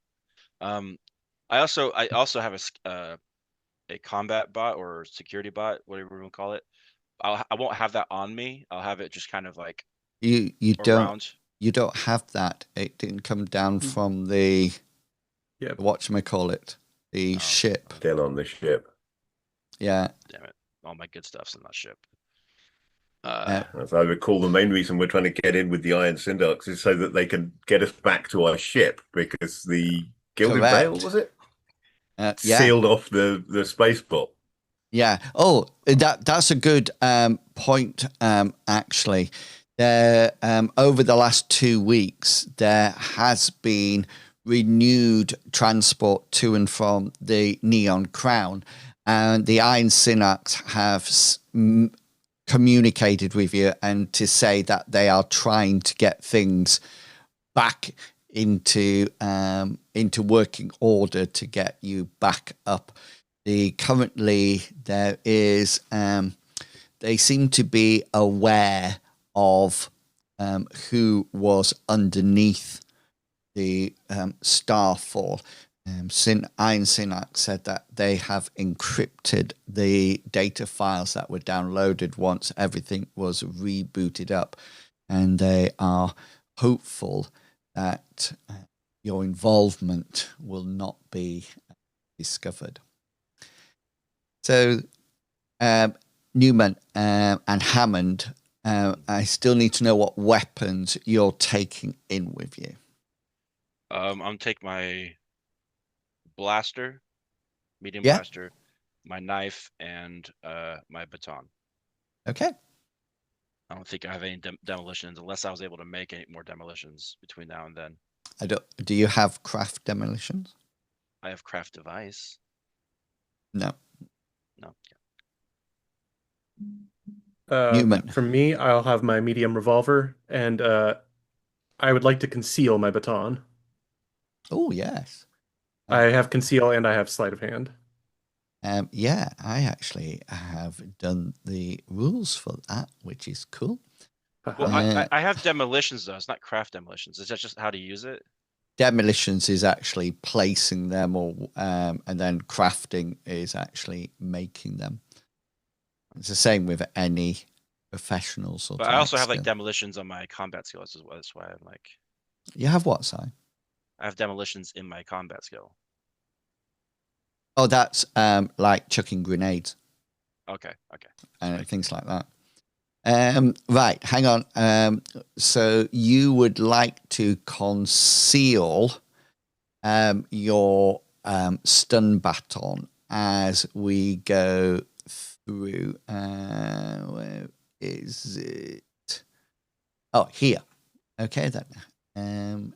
So this is just quite easily an opposed roll. Your conceal against my perception to find it. So this is not necessarily their perception of seeing things. This is their perception of actually frisking. So it's just going to be an opposed roll between both of us. So yeah, go for it. So can I use my sleight professional skill to augment my conceal by any chance? No, you just have your conceal against my perception. No luck having, son of a Newman. Shall we just say that you haven't got it? No. I like the idea that like he thinks he found it in a really nice spot, and then as they're frisking, it literally just drops to the ground. It just, it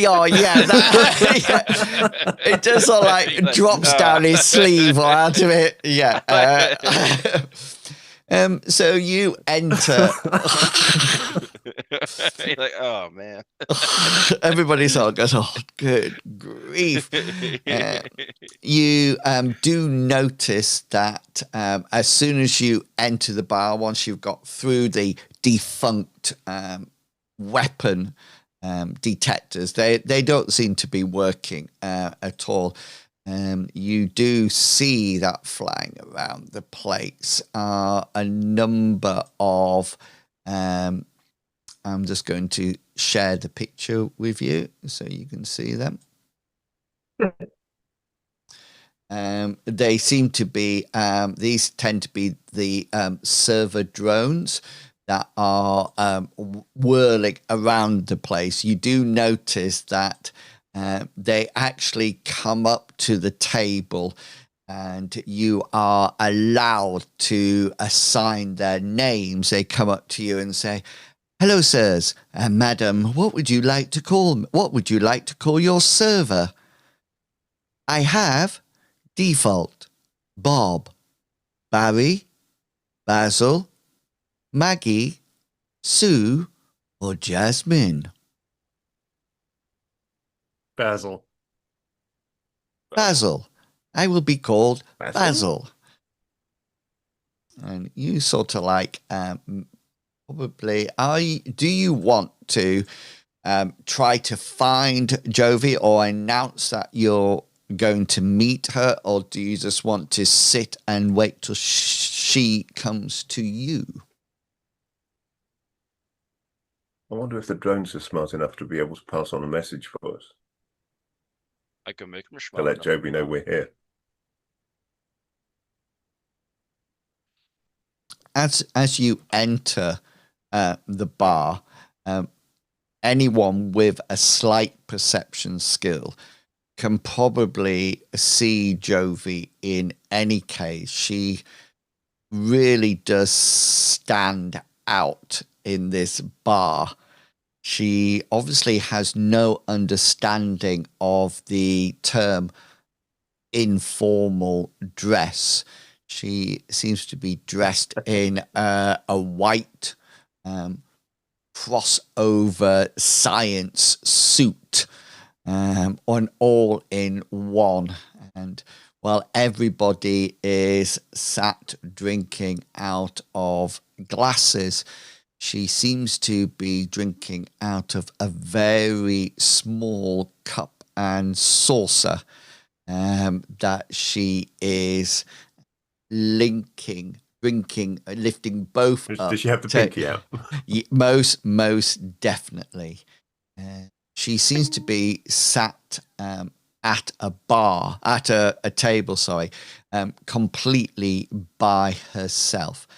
But I do want anybody who has a streetwise roll, you can roll it now. Can I also roll? Because I was also bringing a baton. Do I have to roll conceal for that situation? If you want to bring it in concealed.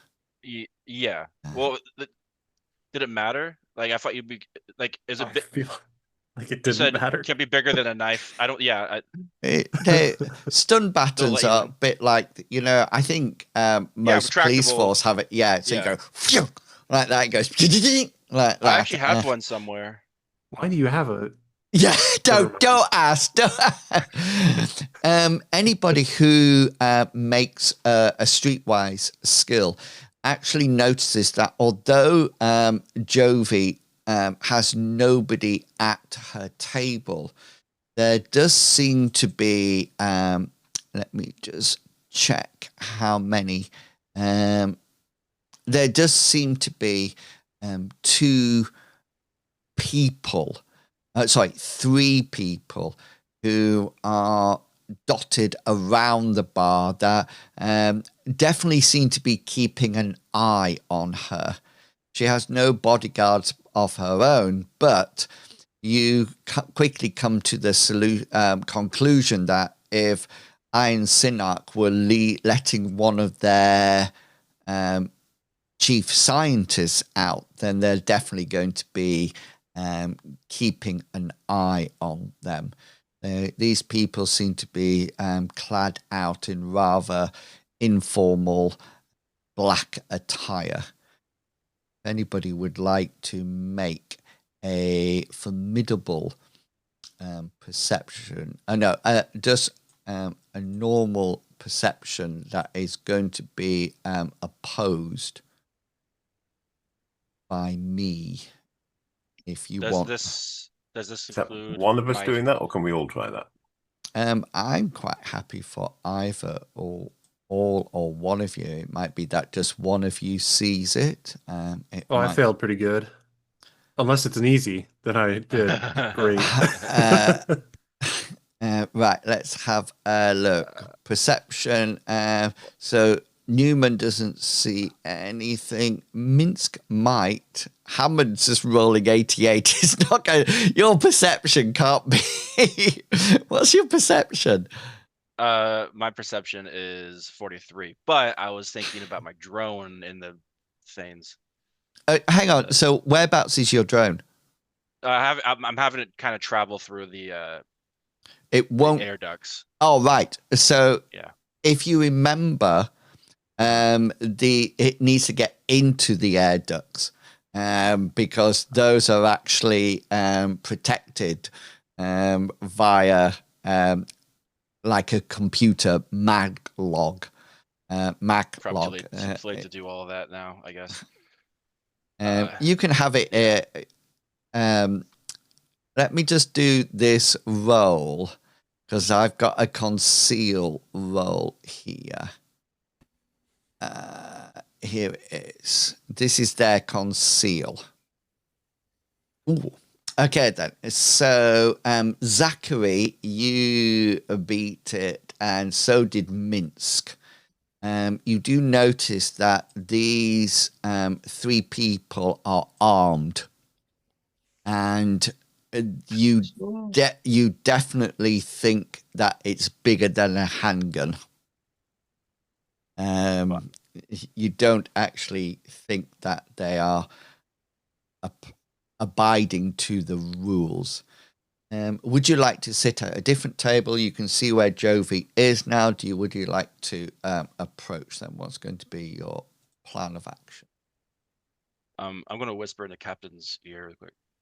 Captain, I think it's best if we.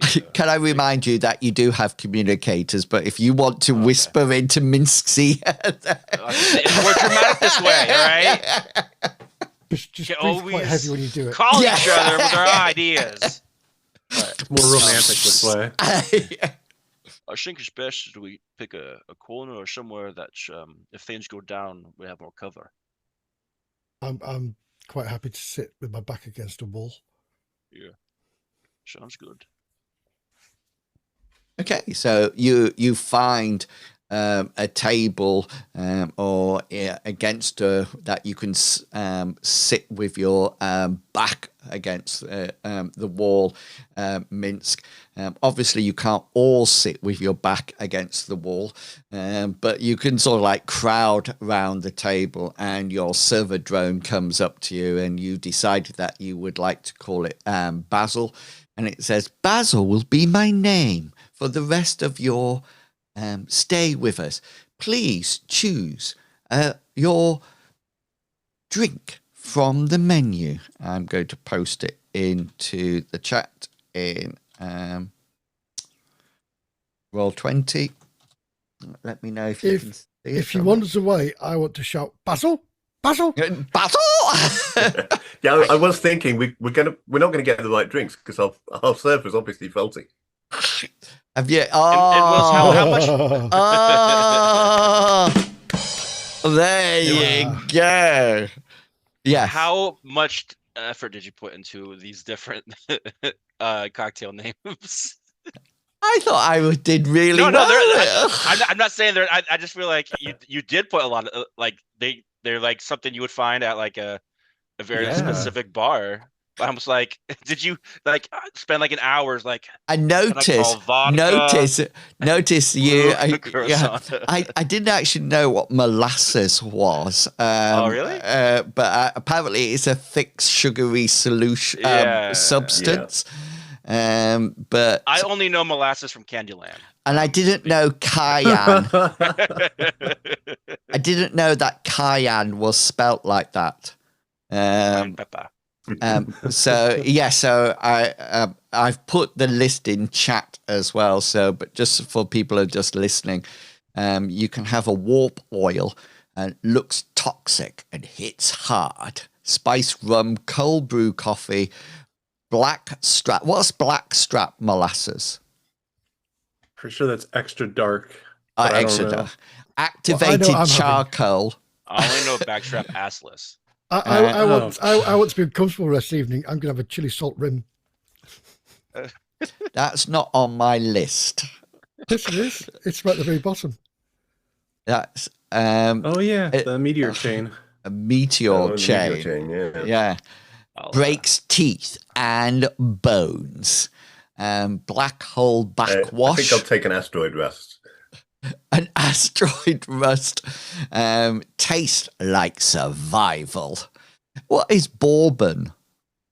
What is that what it's called? Yeah. Bourbon's a biscuit. Kentucky. It's Kentucky whiskey. Is it just whiskey? It's ground up biscuits. Right. It's Americanized whiskey. Got ya. Yeah. So just to remind you, just to keep things simple, when we're doing this, each drink actually, all drink, etc., and meals actually cost a certain amount of credits. So it's not that one costs more than the other or anything like that. And you should have the list. You should be able to see the list, but I think Newman's going to trade in shrimp, isn't he? Yeah. Is it in This meteor chain would go great with some shrimp. That's right. Buying equipment. You think they have shrimp here? Almost definitely. They do now. I don't know. I've never been into a biker bar. Do biker bars actually have shrimp in it? The Blue Oyster Bar definitely did. They don't have like shrimp. They have like fried shrimp from a bag that someone fried in the back. Yeah, I was going to say they probably have fried foods like mozzarella sticks and nachos and shrimp. If it was like a coastal biker bar, I imagine they'd have fried shrimp. Shrimp on a stick. My local Saturday was a biker bar. It was a weird place because the two types of people who hung out in it were bikers and gamers. So you'd have all these guys from the local motorcycle chapter up at the bar, and then you'd have people playing Magic the Gathering in the corner. It was a really weird place. That sounds I loved excellent. it. Unfortunately, it got knocked down in the end. Oh no! Did it really? Yeah, it's now the Turner Center. As you can tell the by location my that they look, built the Turner Center on in Margate is where my local used to be. Oh, really? Oh. So I'm just trying to find my credit. As you can tell by my look right here, obviously I infiltrate backer bars all the time. You're a narc, aren't you? Usually coming out of a cake. Yes. Right. Yes, very much so. Anyway, we'll I'll check how much everything. I think it's just like 10 credits. That sounds right. Yeah. I've got to check my bank. At the lowest. Oh, here we go. I think, is it called money? You might not have anything that small after your win. Yeah. Have you got change for an 80,000? Can you break 100,000? Game concepts. Maybe it's in that folder. Oh, there it is. Credits.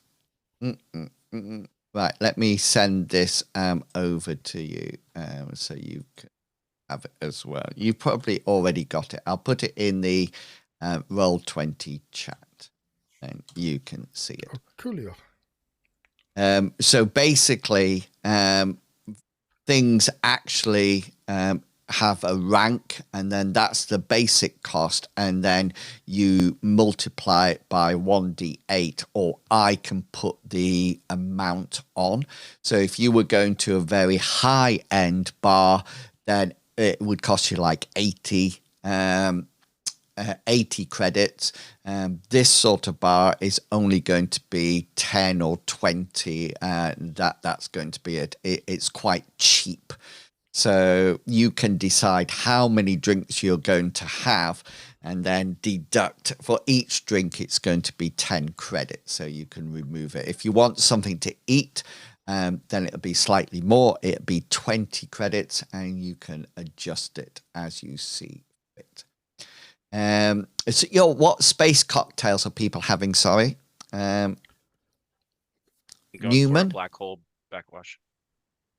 Yeah, I'm gonna take the meteor chain and a side of nachos and a side of fried shrimp. They can create anything synthetically on this planet, so you're fine. Hammond's having a black hole backwash. And Zachary, what are you having? Was the asteroid rust, which I'm going to nurse all night and just have the one drink. Tastes like survival. And what about Minsk? I'm going to have a salted rim, and then I'm going to have a ginger beer as well to go with that. And I will probably take some finger food as well, because, So you're going to have the meteor chain. Is that what you're having? I don't know whether or not you're reading chili salt. There's two different salted rims, and the asteroid dust just has the classic. And what I'm getting, the classic. I'm not being posh. Yeah, so you're just going for the asteroid rust. Brilliant. So you sit down, and you're over inside a corner, and you can see that pool is being played. You notice that the jukebox is actually on heavy trash music tonight.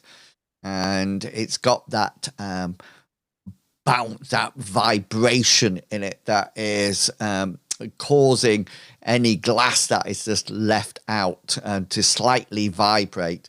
You do notice that the server drones have quite an interesting mechanism.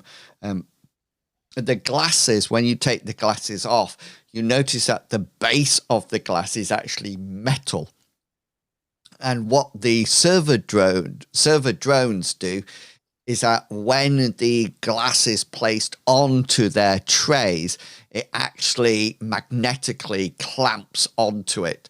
So even if the drones are going backwards and forwards, they never fall off. And they just come, and then it might be empty by the time they get there, but they never fall off. They never, no, because what they do is that they don't fill the glasses right the way up to the top with the drink. But when they come to for being stingy with the measures, is it? And as it comes to the table, as you lift off the glasses, because obviously they have no hands, they actually demagnetize the trays so you can take them off. You do also notice that when you put them on your table or anywhere near to the tabletop, Magnetize. there's a slight magnetic pull. It's fine for you to lift up, but there's definitely a magnetic pull there. Very That's enough slight. to stop the speakers from bouncing it across the table. Yes, or Zachary, just roll an insight. I reckon it's stop them sliding off the table when there's a fight.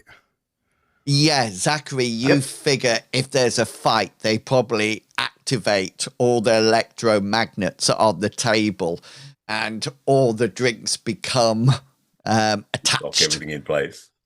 Yeah. You also... So you could turn the table from being a blunt instrument into an incendiary device. You also are puzzled because you don't know what happens to the server drones in this situation, whether or not they are pulled to the floor or to the table with the electromagnetic force. You're not too sure. The ceiling would make more sense. Yeah, one or the other.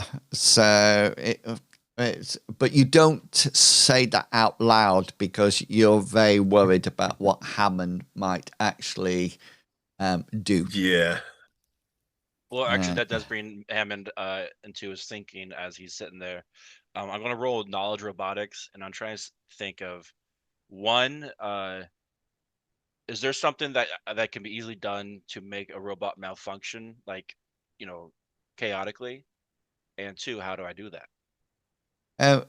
So the you don't need a roll. There's plenty that you can do. I mean, everybody. I mean, throwing water over it might electrify the core circuits to I guess fail. in this case, Apply a stun bat onto a vital part.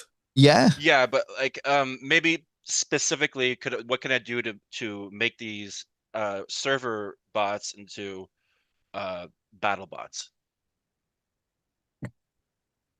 I'm not too sure. For starters. Yeah. Well, There's- just there's go like crazy and just start ramming people and things. Oh, so if you wanted to actually take control of them, then you would have to somehow get into their system. So that would require either a communication role to actually to connect them wireless, and then you would have to reprogram them and then take over them like so. So that would be a computer-esque kind of role, software situation. I'll relay this information to Zach to see what he can do if he's not, preoccupied too much. Why do you want to take over the server drones? If things go crazy, if things go down, and we need a little extra firepower, it'll be a nice distraction. Well, if things go down, I'll see what I can do. Thank you. Jovi's still sat at her table. She seems to be drinking. It seems to be something here. It's called a high octane. It's actually a quadruple espresso shot that you can't actually get on the menu, but that's her drink, and that's what she seems to be drinking. She sat very prim and properly at the actual table, and she's not even scouting around or anything. She's just sat there waiting patiently. What's the plan, Captain? Yeah. Are we going to approach her or sit here and twiddle our thumbs? Do you want us to watch you while you approach her? I was going to say, I'm going to just casually stand up, dodge out of the way of any droids that are moving around. And heavy metal bikers. Yes, and heavy metal bikers. And heavy metal bikers! Approach her and introduce myself. She, bow. Yeah, she nods her head and gestures to a table, and she says, "Thank you so much for agreeing to help us with our small predicament." That's okay, my lady. Would you like a drink? No, I have my high octane, but please feel free to order any drink that you wish. And she signals to her server droid that comes along, and she says, "Margot, could you get this gentleman any drink that he wishes from the menu?" Why, thank you, my lady. I'll just have a coffee, please, if that's okay. I think there's a coffee one on the menu, wasn't there? Just the cocktails you've seen. Yeah. So I've closed down the list. But there's one called... Some of them have coffee in them. It's a warp oil cold brewed coffee. Yeah. So you ask for a warp oil, and Margot, the server drone, agrees and goes off, and she brings it back. And Jovi sort of like puts her drink down, and she says, straight to business? If you wouldn't mind, a few of my colleagues are a little bit uncomfortable here. Oh, yes, she says, I totally agree. Heavy metal bikers and this revolting sound, and that is emanating and piercing my inner ear. Apparently it's called trash. That's probably where I think it should be. It's an acquired taste, isn't it? That is completely true.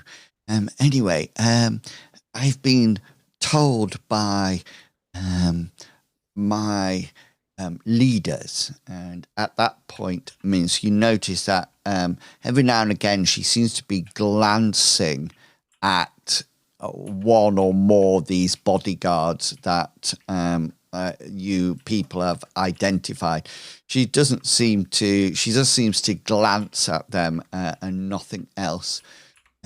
She says, "Well, first of all, I am willing to pay for your time and energy, and I have been told that if you do manage to be successful, if you do manage to agree to the job and terms of the agreement, then the Iron Synarch will be happy to find your scout ship and return it to you."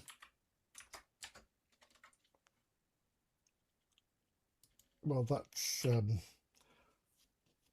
nice, but I think we already know where our ship is.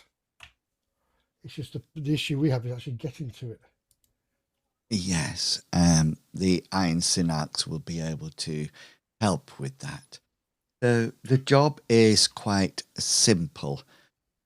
We've lost contact with our Science Vessel Foresight, and we would... I bet you didn't see that coming.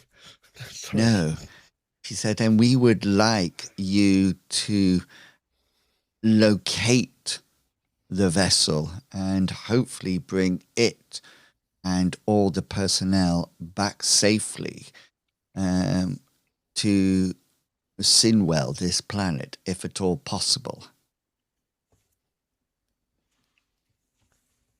I can't see any problems with getting this ship back to you. Well, obviously, the more information you can give us about it, the better. Oh, yes. So the science vessel was surveying Davy 3, which is a rock planet in the outer bands of the Levito system. We had communication about it from it for several days, but unfortunately we have lost all communication with it for the past 3 days, and we really need to make sure that we re-establish contact with it, and if anything has gone wrong, then to retrieve the ship or the crew or any digital information you can find on remaining on the vessel. Depending on what you return, I have been instructed that the Iron Synarch will pay you for this gladly, although I am very pleased to say that I've been promised that it will not come out of my science budget. That's good for you to hear. How are we expected to get to the science vessel? As I mentioned, we will release or find your scout ship. Oh, wonderful. Thank you. Well, I will talk to my colleagues. I can quite happily say I don't see a problem with this, but I always like to pass it through my crew first. Yeah. So just bear with me, my lady. I'll be back in a moment. Yeah. And with that, I'll give her a formal bow. I'm trying to give this lady as much respect as possible before I shoot her in the head. I was going to say. And then move to the to where we were and explain the situation as well. So we get the ship back, but we're part of the ship, crew, or any information. Those are the three things. Oh no, we get our ship back. Sorry, and then we need to go. They and find put us back on our vessel. ship in order to go looking for their ship. Yeah, I can't see a problem. It's just a quite straightforward treasure hunt, really.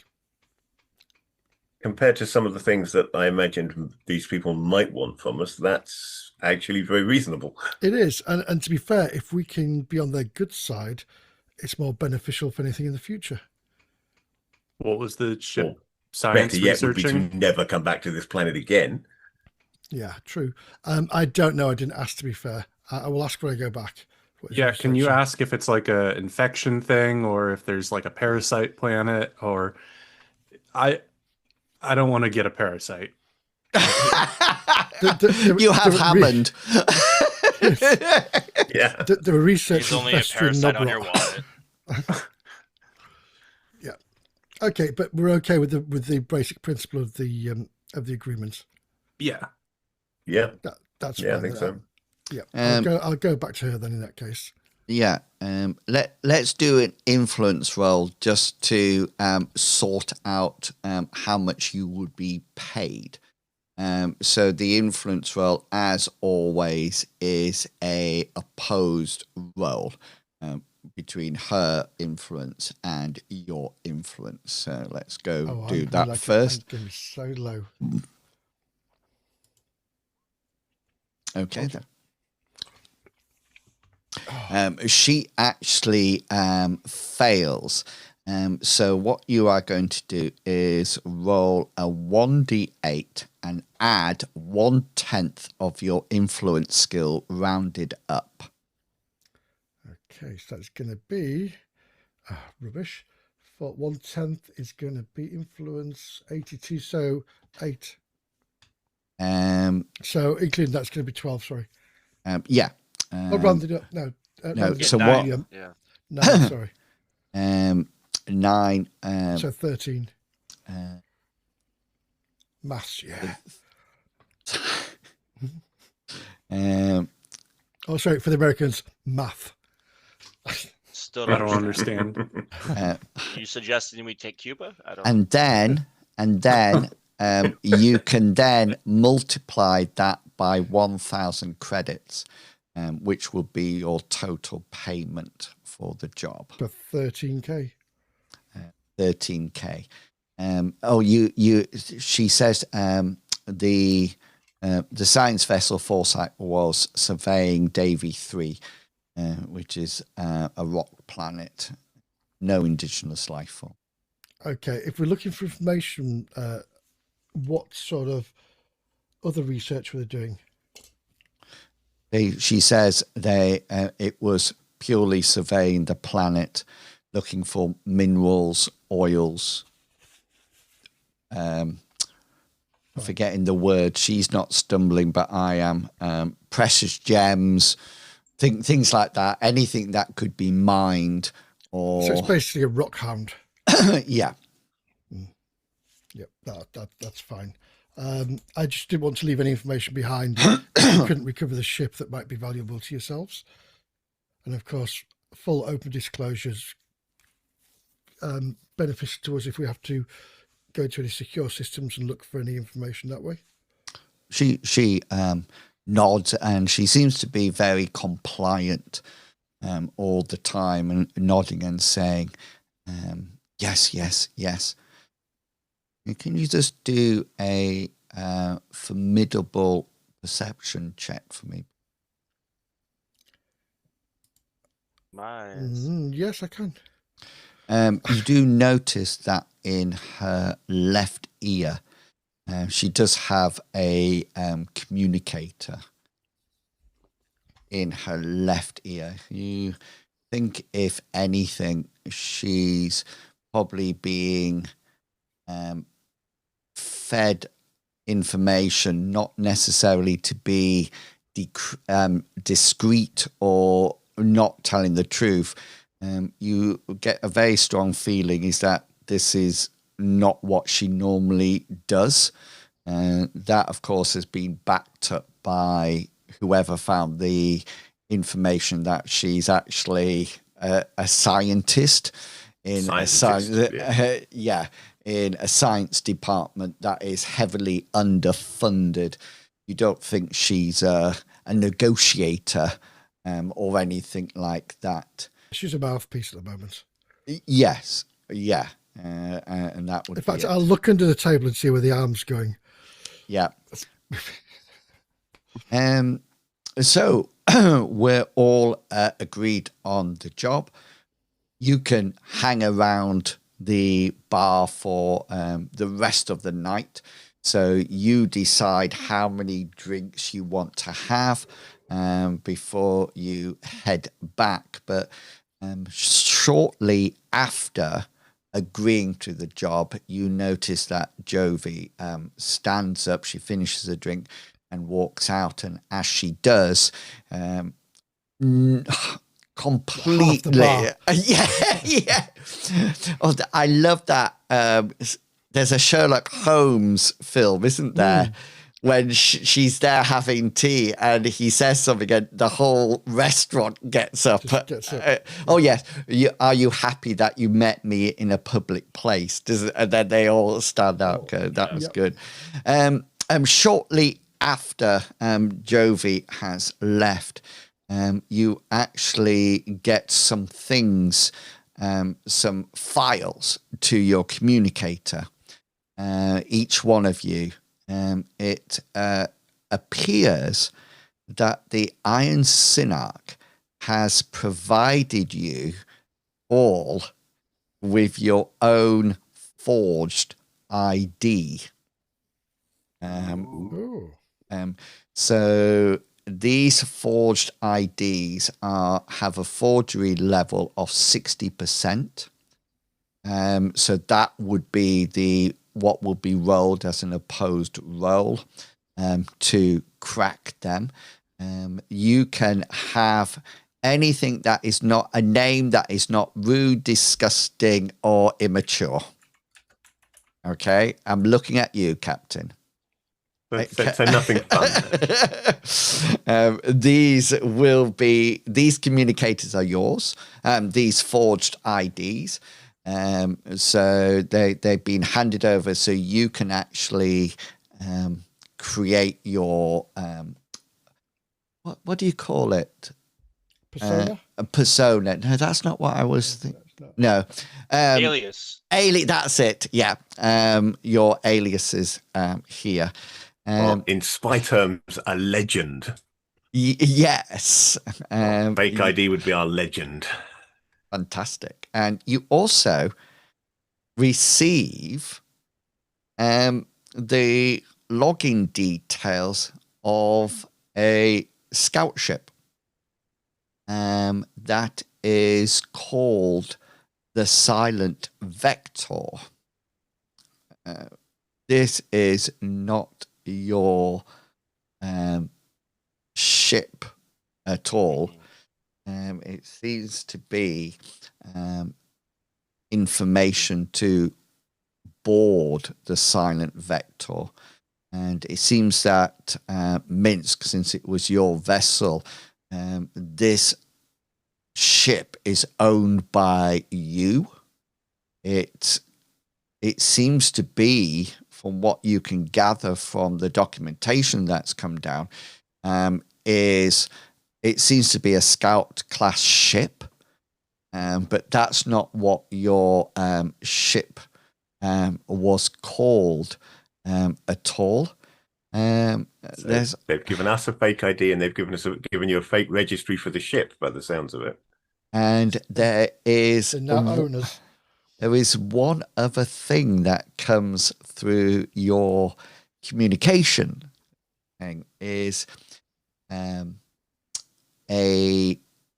request, an opportunity. It's not a request, it's an opportunity to actually attend a holographic virtual training course on vac suit operation. If you choose to do this, so remember, vac suits are used with planets that have no atmosphere on. Your skill is not, you don't need to use your skill to walk around, but if anything like firing weapons or anything like that were used, then it would be capped by your vac suit skill because of the recoil, etc. If you complete the course, you will get the basic skill level, which is your intelligence plus dexterity. So it'll be a professional skill that you get. And however, you can increase that basic skill if you are successful with an insight roll, which meant that you actually read the manual that came with the RTFM.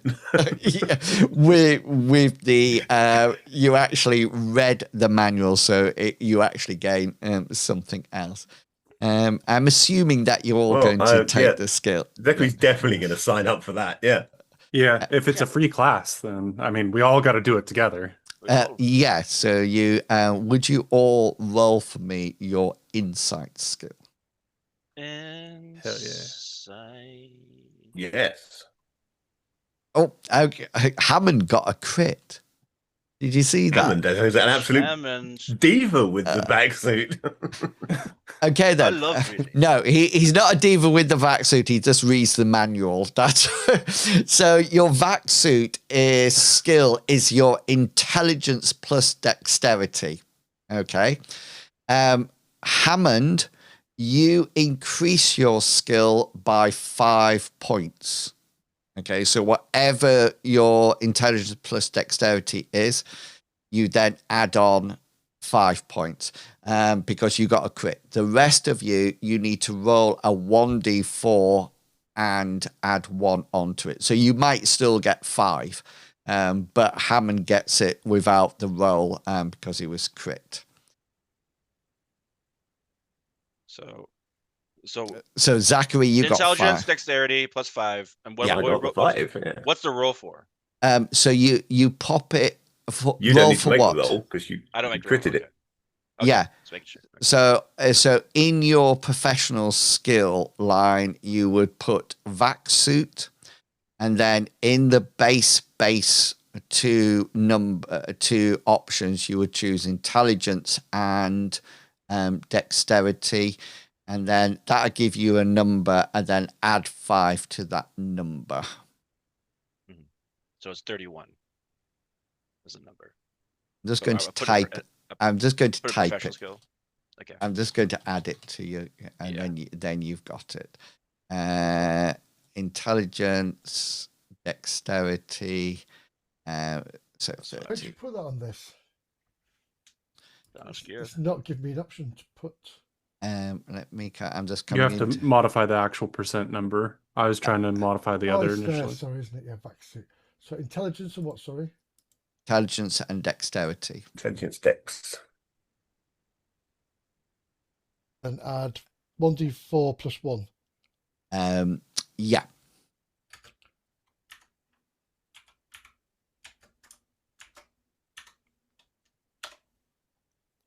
Oh, we've all got 4. 4. So change that to 30 in the end, and it'll just show your additional 4 in the other. You guys are so dexterous and smart. It's annoying, isn't it? You I'm not have a dexterous, shot. unfortunately. I wish I was dexterous. Yeah, you're just smart. What's Yeah. what's Newman's skill? 26 after I Wow. added 4. Wow. I'm not- Okay. Dum Hey, dum. so guess what my other number is? What- 47th. What's he 47th. talking about? You added it correctly because I feel like you're a little. What, I was going to say, what's your about? Mine was 26 before I did before. Yeah, my dexterity's a Someone had to pass 12. a few times. Oh, you sure? So we could extrapolate everything we need from there. You're much more dexterous than me. Much more dexterous than me. Yeah, well, Yeah. you're clearly way smarter than me. But Newman goes boom, Yeah. reload, boom. So just the once you've finished your exam and your training, there is a shuttle waiting for you to take you to the orbital starport. You seem to be accompanied by some of the Iron Synarchs, and even when you go through, when you land and you go off to find your ships, all ID checks appear to be wavered. You almost like get a clean bill of passage. You just get moved straight through from one place to another. It's quite. We are the VIP group for tennis. All our ID checks have been sorted in advance. Yeah, Because they know who we are, and it's all been done in advance and pre-registered. I'm just going to say this: multi-pass. and you quite happily. I need to, because I wrote something about your ship. So from the outside, you see, what's your ship called? Silent Vector. But the Silent Vector. You see the ship through the portholes as you get closer and closer to it. And the first thing that you notice is that the outside of the craft has been painted a rusty orange. And it looks like it's sort of like mirroring the Iron Synarchs colours. You also notice that there seems to be some damage to the outside of the ship, but just looking at it, it seems very superficial. It doesn't look like any of the hull's been breached or anything like that. You do notice Does that... it look like they've broken into it? Well, so your access code gets in, but just as Zachary mentioned, you think this was your scout ship, but now the ship's ID transponder has been changed. And you also notice that when you look at it, it is displayed as property of the Iron Synarch.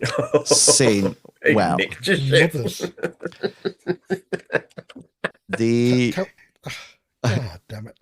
The other thing that you notice is that although the ship itself is intact, the inside of it is quite battered. It looks like it's been through some kind of... It looks like somebody's had a party in it, and the the shocking thing that you I've nearly left notice. anything Don't put the valuable black board. light on. Don't put the black light on. Well, you do notice a very flat. It almost looks like a metal puddle. Oh no, Purdy. And- Melted birdie. And just on the top of it, on the matter, it says, "Here lies the stupid medical robot," Renee. and that's it. And we'll pick up. Hammond's Well. pretty indifferent. If anything, a little like okay. That's But fine. now our we- talk radio is gone. We don't get to hear political news. I don't ever get to hear my full name out loud. Never again, and never again. Did he secret my crap? So we've done them a job, and then they've stolen my our sniper ship rifle. and ourselves. Well, you don't need to roll an insight roll here. So It's we've been almost- taken over by the mob. It definitely seems that Yeah. you're owned by them. Yeah, somebody, Sorry, I shouldn't grin. some idiots blew up a casino and murdered a member of the Well, the they Guild wa- of Vale, and as a they wa- result, now they wanted that, the though. Iron Synarchs could come along and made us an offer we can't refuse. It's very simple. So, Cause, effect, simple chain. What we had to do, otherwise we would swim with the shrimp. yeah. So we will start the next adventure on the Silent Vector, ready to launch to Davy 3. I think that maybe we might inherit a science vessel. I don't think we want a science vessel. We want a scout ship. We've got Yeah. a scout ship, so if we inherit a science vessel, we'll have both. You will have We'll both. just have to have them a long way away from this system. Right. A very long way. Okay, Very long way. we will leave it there for today. And yeah, thank you for your participation. And thank you. I loved the games. I really do. And believe me, I'm glad you like the cocktails. I have to admit at this time that I just typed into ChatGPT create 5 space age cocktails, and that's what it came up with. I do not have the time to. Plus, all mine was just be ginger beer or something like that. So, because I have no idea about alcoholic drinks. So yeah, but it was nice The that simplest way is just to Google search some real cocktails and change the names. Yeah, but I just thought Chat GPT just give me 5 cocktails, and I thought it did quite a good job.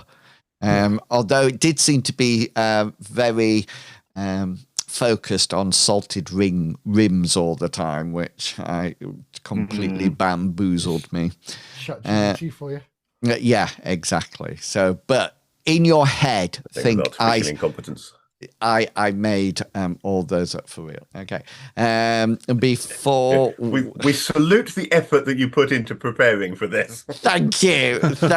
Well, I've drawn all these pictures as well. I mean, Yes. Yes. took me ages to Sure. paint these. I tell you. Right. Let's go around and people can say where they can find each other throughout the week. We'll start with you, Mr. Pickles. You might. Well, Oh, there we go. You refocus. Inwils was unfocused for a while, for like 3 minutes. That's all right. Yeah. Okay. You haven't missed Well, anything. You can't find me anywhere. I'm not doing anything public, but I did want to share with everybody in case you were really enjoying when we did that one shot scale mail. The Kickstarter is releasing next week. I'll send the link to you, and if you want to share that anywhere. But it was such a fun system. They need all the love they can get, and I just wanted to share. Yeah, I It's going live pre-registered for next that week. Fantastic. Thank you. Now, Medivac, I'd just like to remind you that when you supported Caster the Rules, you didn't go for the highest rank. And I got that lovely book that you didn't get. Did.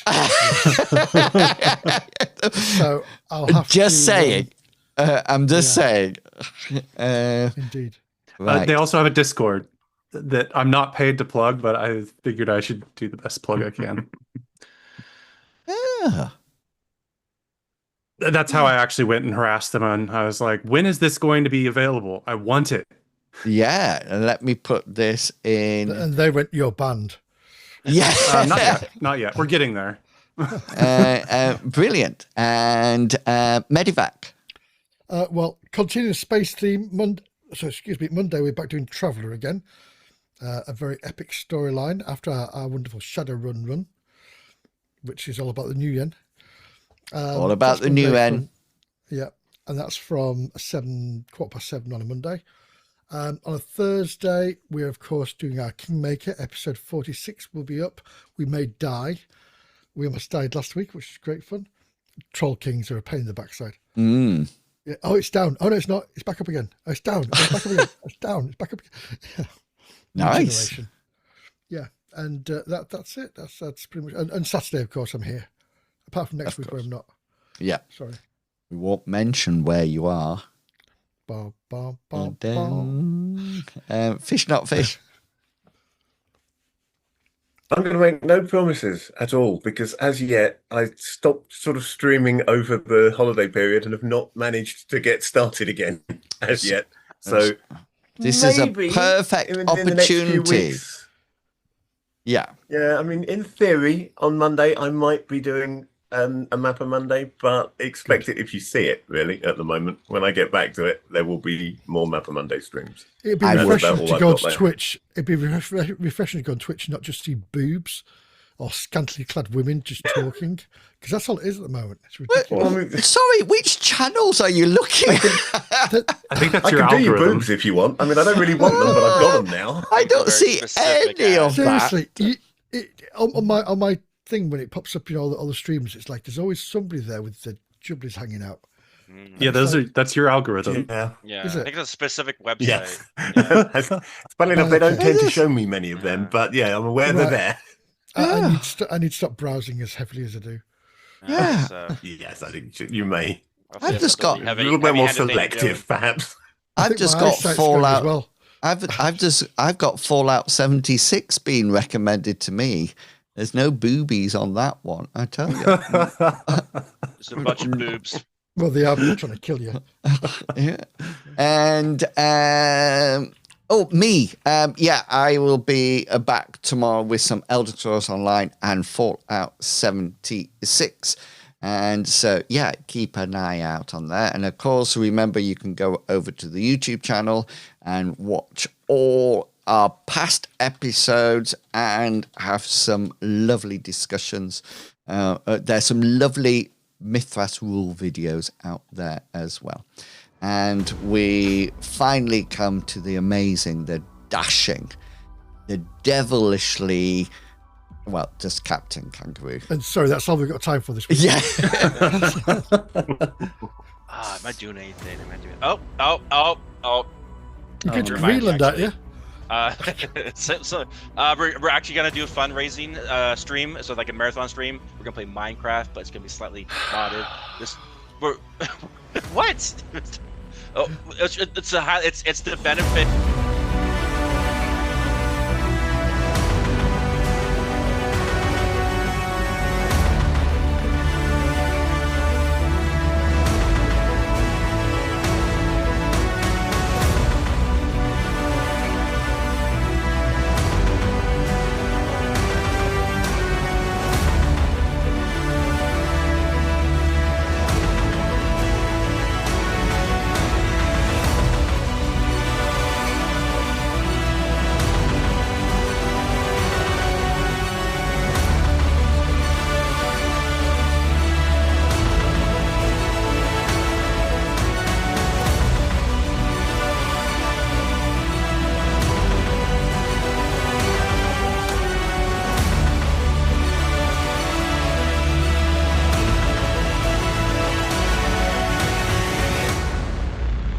The content of this podcast is covered by the Creative Commons Attribution 3.0 license, so please give appropriate credit if you are sharing or copying any part of this podcast. Thank you.